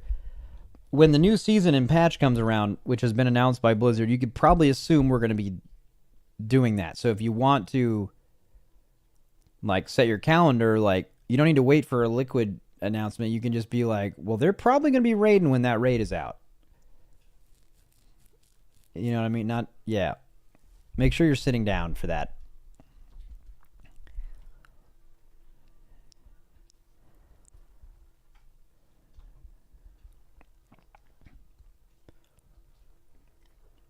What is this? Wait, has China had WoW for 20 years? Is that what this means? There's a China 20-year anniversary for how long the game's been out in China?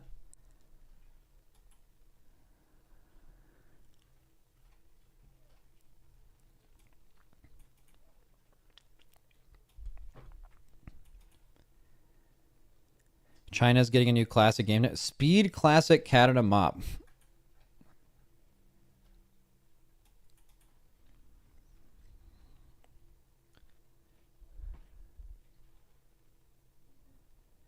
They get faded expansions, vanilla and TBC raids at level 80.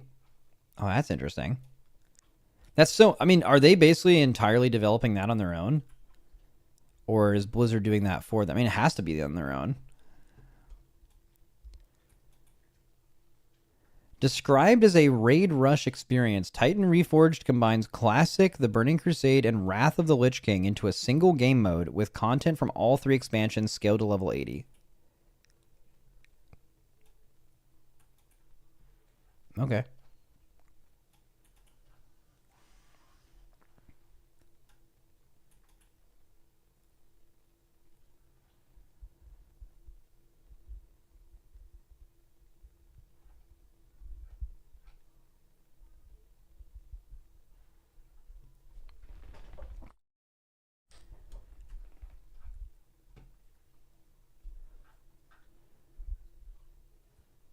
Max, when did you make sure you're sitting down to your repertoire? I don't know. I guess today.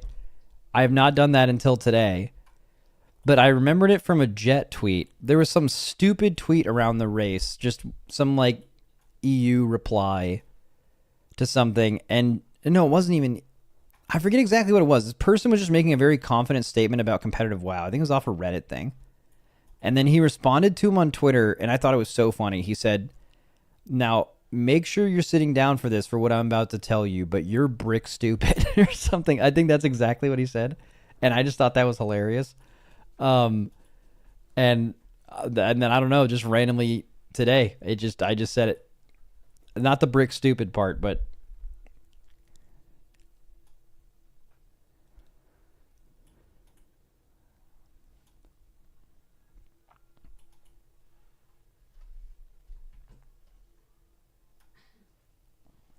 did you react to the Ian talk he did? Wait, there was an Ian talk? I love Ian talks. That's prime React content. Where would that be?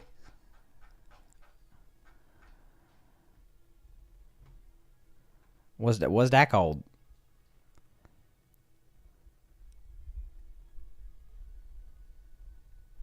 No one knows.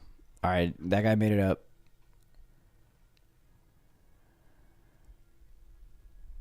He did it in Sweden a month ago. Oh, I think I saw that. Max, someone said Scripe reacted to your react. Yeah, I found that out the last time I was streaming. I just didn't find that interesting. Like, I didn't... Like, when I reacted to Scripe's thing, which people asked me to do, I didn't say anything of interest. Like, when I'm thinking back, I didn't say anything where I'm like, oh, if Scripe reacted to this, there would be something real... There'd be a really interesting tidbit of information. I basically didn't say anything of importance. So reacting to him reacting to me wouldn't be worth my time. You know what I'm saying?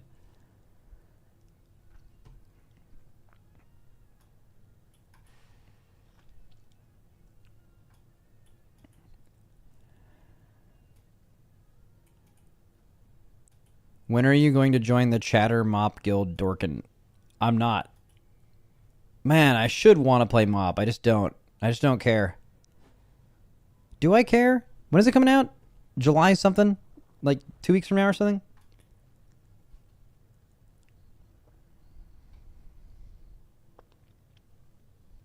When does the raid come out?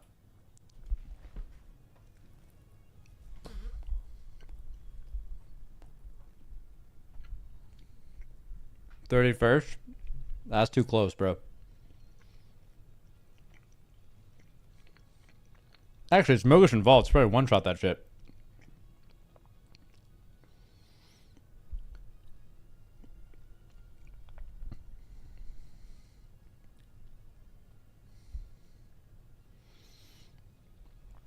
I just don't know why they release it less than a month before the new season in retail. We talked about this in the starting soon screen. I don't get it either.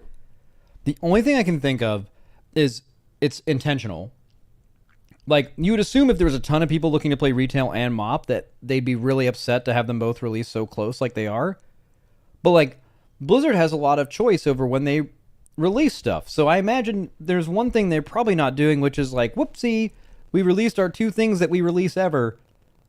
At the same time, whoops, oh, that sucks. Oh, no, we never talked about this. Like I doubt it's that.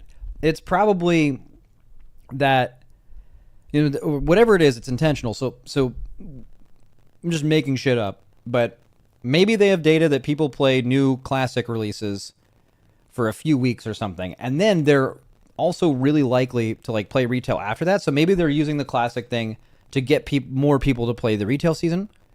Or maybe they're like, usually a retail season isn't enough to get everyone to sub, or a classic season enough isn't them to sub. We specifically want them to be within 1 month. So someone will sub because we're giving them both of them rather than spreading them out. But then the alternate thinking to that is people might sub to both, and if we spread them out in different months, we get 2 subs worth of income. I'm thinking like how a business would think. I don't know. All I know is that the way it works, it sounds like it sucks for a lot of people, but I imagine it's not an accident. Or there's way less overlap than we think. Yeah, exactly.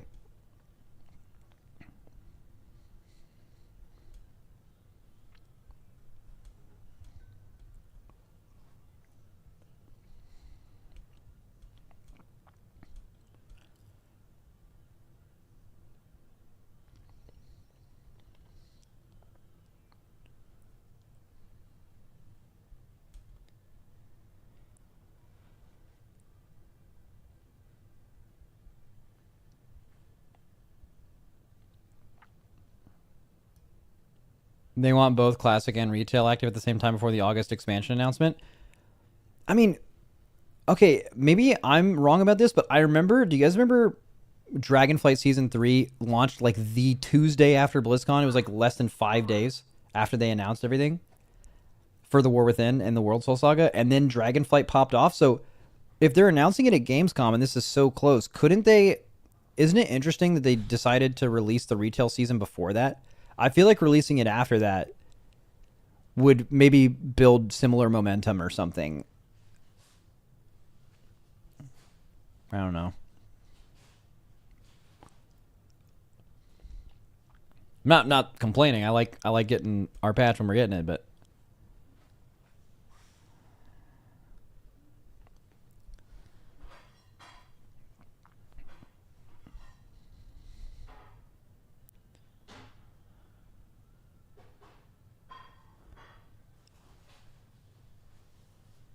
all right, let's officially watch this video. 8% Mystic Touch is a nerf to physical classes. I'm assuming we're going to watch this. Let me see if it's watchable. This is a pretty big topic. Oh, no, it's just a yap video. We can watch this. We can watch this. It's just a yap video. It's watchable. What I mean by it's watchable is sometimes for me, and this is totally a me problem, but there's a certain type of editing or like content style that I find completely unwatchable, and sometimes I don't want to like commit to watching a video and then I hear someone doing some weird editing shit like that, and then dude, what's an example of this? There was that Pirate Software. Let me type Pirate Software. There was a video I tried watching because I'm like, dude, I don't like Pirate Software. If someone's dunking on him, I'm in there, bro. But let me see if I can find it. It was pretty popular. Not the I reviewed his code.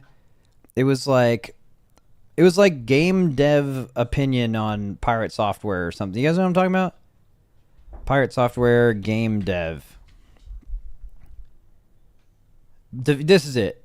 I think. Developer examines Pirate Software Part 1. All right. So I'm sure many of you have heard of Jason. Wait, maybe it's not this either. Better known online as Pirate Software, related to it. Oh, 1 second. My food's here.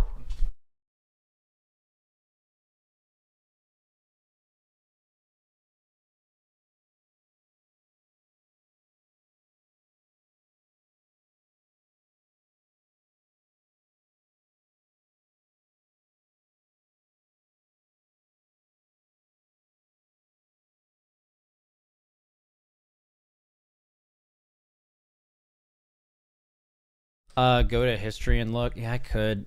I don't think it's this one. Is it Coding Jesus? No. Isn't anything concrete? Esports live broadcast. No. This video I could totally watch. It's This is it. I think the Pirate Software Unraveling featuring game developer. Sharing that pride, and every few months I'll rewatch my physics. I just smashed my head into a wall. However, one night. This is a perfect example. This like 5-second clip. If I see any YouTube video like this, again, probably a personal issue with me. Whatever kind of editing style or humor this is like, get this the fuck away. It's unwatchable. I cannot watch it. Yeah, anyways. Okay. Monk's raid buff, Mystic Touch, has been buffed to give 8% physical damage instead of 5%. This is a pretty big topic. A lot of people who play physical classes are celebrating, but beneath the surface first impressions, the impacts of this will be negative, mostly because of the way that Blizzard does tuning. First, let's dissect their reasoning behind this buff. They acknowledge that there is more magic damage in a raid comp than physical. And that is true. These changes do bring Mystic Touch to be equal or stronger to Chaos Brand, as shown in my prog kill of Sprocketmonger, or this random world 1700 guild I found without a monk. Both debuffs in these scenarios would provide about 2% damage post buff. And that sounds great in a vacuum, the debuffs are equal in terms of raid gain, but what's the point? A physical class is now absolutely dependent on monk. There is a massive disparity in the strength of the debuffs being 3% and 8%, which is not elegant, and it's not really solving any problem. I looked at the logs of every Gallywix kill in the last few weeks, about 2,000 total. There are 59 kills of Gallywix without a monk present. So is this the problem? That 2% of guilds are electing to prog Gallywix without a monk? No, it's not the problem, because there are almost just as many kills without a DH. 35 kills of Gallywix have been done with no DH. Yeah, that's the only thing I could think of. Like, why would they buff this? Like, you have to say you have to bring it more in line with Chaos Brand. Okay. You have to ask yourself this question. In an optimal raid comp, do you want to sit monk because Mystic Touch at 5% is not powerful enough? No. The answer is no. Like, we actually, I mean, obviously we looked into this. Our whole job is making comps for this kind of stuff. And like, even if you're running, you need to run one warrior because of Battle Shout. It's required. You need to run one hunter for every boss in the last 5 years except for one of them. So you need to run a hunter. And even with just those two alone, that 5% buff is worth it. It will always be worth it. Okay? Just with two classes. Not to mention that there's a lot of other physical damage in the raid. Tanks, healer melees. Even magic dealing melee classes have a lot of melee damage. Like, you always would play monk. So it shouldn't be a raid change in that situation. It's like a Mythic Plus change. But then that's just so interesting. And then 34 kills have been done without a warrior buff in the raid. And if class representation on a boss was such an issue, you do not want to look at some of the other classes. These are all the kills on Gallywix without a rogue. You might say that this is skewed because monk was popular this tier, But even if we look at Narubar Palace, where all 3 monk specs were quite mid and only really brought as a debuff, the amount of Anseret kills with a monk missing is still very similar to the amount of kills with a DH missing. So we can see the reason that people are not bringing a monk to a boss is not because their debuff is not equal to Chaos Brand, and thus I would argue that buffing Mystic Touch like this merely makes the raid less accessible to guilds who do not readily have a monk player available, potentially because of roster issues or absences. This change is worse for low-end guilds because, let's be real, any guild that has no monks in the raid is not running no monks on purpose. If we look at this on the other end and think that this change was made to prevent degenerate caster-only comps from Race the World First being made, that is just not real. No boss has been killed in Race the World First without a monk since Mystic Touch got introduced. So if we assume that this change was not made to benefit raid, what was it made to benefit? Could it be Mythic Plus? Well, even then in Mythic Plus, this season has a comp that exists because of the synergy of melee raid buffs, and there is another comp doing the highest level keys that does not include a single demon hunter or balanced druid or disc priest, just completely separate comp, right? So of all times to add this, it's like Mystic Touch already has value, you know. I just don't like my only thought, and one thing I think he's gonna get here is if you're in Mythic Plus now and you're a physical class, you basically are never going to be brought unless there's also a monk. So the requirement as a physical class is a lot harder because it comes as a pair of 2 now. Because, well, not necessarily, but like you're going to feel so bad if you're just doing 8% less damage. And also, because they end up just tuning things, not based on this, but based on this, right? You go to Warcraft logs, if I could spell it right. What they tune raids at is they want classes to look good on this. So damage on something pure single doesn't really exist in this raid. But let's just say, well, Sprockenmonger's pure single. Okay, so they want these to be as close as possible. But this is including all raid buffs. So if the monk one's super, super powerful, even if it's not true right now, even if you guys view monk getting buffed as, oh, I just got a little 3% buff, or that's not exactly how percentages work, but I got a 3% buff, right? Over time, if your number ends up being too high here, they're just going to nerf it, right? And then part of your damage is going to be included the fact that Mystic Touch thing. So it's less power in your character and you're more dependent on the monk. Not only true in Mythic Plus, but in raid. I think it's issue he's bringing up right here is the classes that don't have a monk is not because they are doing it on purpose. They don't have it, so you're punishing the people who don't have it, right? And then the melee especially just feel like shit. Theoretically, this change is a 3% buff to pure physical classes. Outlaw Rogue, BM Hunter, Feral Druid, Fury, and Arms Warrior, Windwalker. We've seen the rise of a physical-based comp this season, almost doing the same keys as Rank 1 Magic comp, and Magic comps have been ruling M+ for several years now. So is this a good change to bring back physical classes in keys? No. So we have to look at the way that Blizzard does balancing. When Blizzard puts out a tuning patch, they tune against the baseline. If classes are underperforming compared to I promise you I didn't pre-watch this baseline, they usually get an aura buff, maybe a 3% it's just or 5% exactly the same thing. Damage. If classes are underperforming at the start, they usually get an aura nerf, and sometimes individual abilities will get changed. This baseline is usually raid performance. They don't necessarily use Warcraft log statistics, but the patterns they do tuning in is very similar. Yes, they fucking do. To the presentation of these statistics. Yes, almost they every do. Time. And in raid, everyone is assumed to have every single raid buff because majority of guilds are using every damage-based raid buff, which is also obviously Blizzard's intention. So about a month after the raid release, when Race the World first ends, they will release about 3 tuning patches, one every few weeks. So if all the physical classes are brought up 3% by Mystic Touch now, then they won't be brought up by 3% again in these patches. But underperforming casters will be brought up by 3%. So now we are just at square one as if we had 5% Mystic Touch. Except now our Mystic Touch is 8% and our physical based classes are dependent on it for Mythic Plus. If you bring an Outlaw Rogue into a comp without Mystic Touch, they are only doing 92% of normal. That is so shit. Oh my god.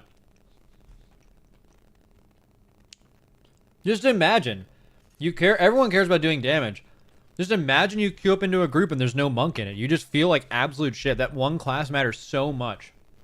Damage. But if you bring an Arcane Mage into a comp without Chaos Brand, they are still doing 97% of normal damage. Losing 8% of your damage by not having a single niche class in your group is crazy, but it can go even deeper than that. If you were to play Feral Druid in place of Boomy in the live God comp, that is with a VDH, Disc, Mage, and DK, the Feral Druid would be losing 13% damage on live. Next patch, this goes up to 16%. A Boomy in the opposite position only loses 7.5% damage playing in Assault. Bro, 16% is a large number. 16% is a massive number. It only took 12% worth of buffs this season to take Arcane from the worst spec in the game to being incredibly strong and in every comp. So this 8% Mystic Touch creates an ecosystem where the Mythic Plus player base is divided based on class. If you're in LFG as a magic comp, you are kind of trolling to take someone that's on a physical class without Mystic Touch, because they will be artificially handicapped. And God forbid that a physical class ends up being overpoweredly strong in a season. One tier, we are bound to have a meta where something like BM Hunter is overpowered in keys, and the meta becomes a physical meta. And that would be great for the physical classes, but we would run into the same issues we have had in the past, where it is absolutely mandatory to play with Mystic Touch, just to buff your overpowered DPS. Say we end up with some crazy comp where we have like a Brewmaster in to provide this monk buff. Suddenly, the tank balance is terrible, and you can't flex to any other tank without This guy's fucking spitting. losing an immense He's amount of crit spitting damage. crazy. This has happened in the past. In Dragonflight Season 3 and 4, Shadow Priest was incredibly strong, and so were VDH and Mage. Each of those classes buffed the Shadow Priest by 5%, so even if... Alright, someone poke a hole in this. Someone tell me why this is stupid. Raid buffs should be exactly as good as they need to be to guarantee one in every raid comp optimally, and be no better than that. Alright, why is this bad?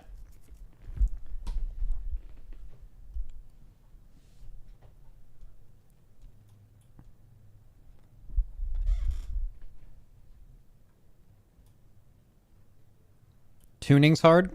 Okay. So then the other thing is just like you remove them. We know they're never going to do that. Do we know they're never going to do that? This game has worked in cycles. They have had 0 raid buffs. They've added a ton. They removed them. They added a ton. They removed them. They added a ton. And we're currently in the added a ton. We currently have more than we've ever had. And they've actively defended it, which means it's unlikely to be gone. But in like a... It's not super recent expansion. There was 0, right? If you sort those classes out for other classes that were doing good damage, like Ret Paladin or Warlock, not only were you taking a utility... It's so weird that they buffed this. It's just so...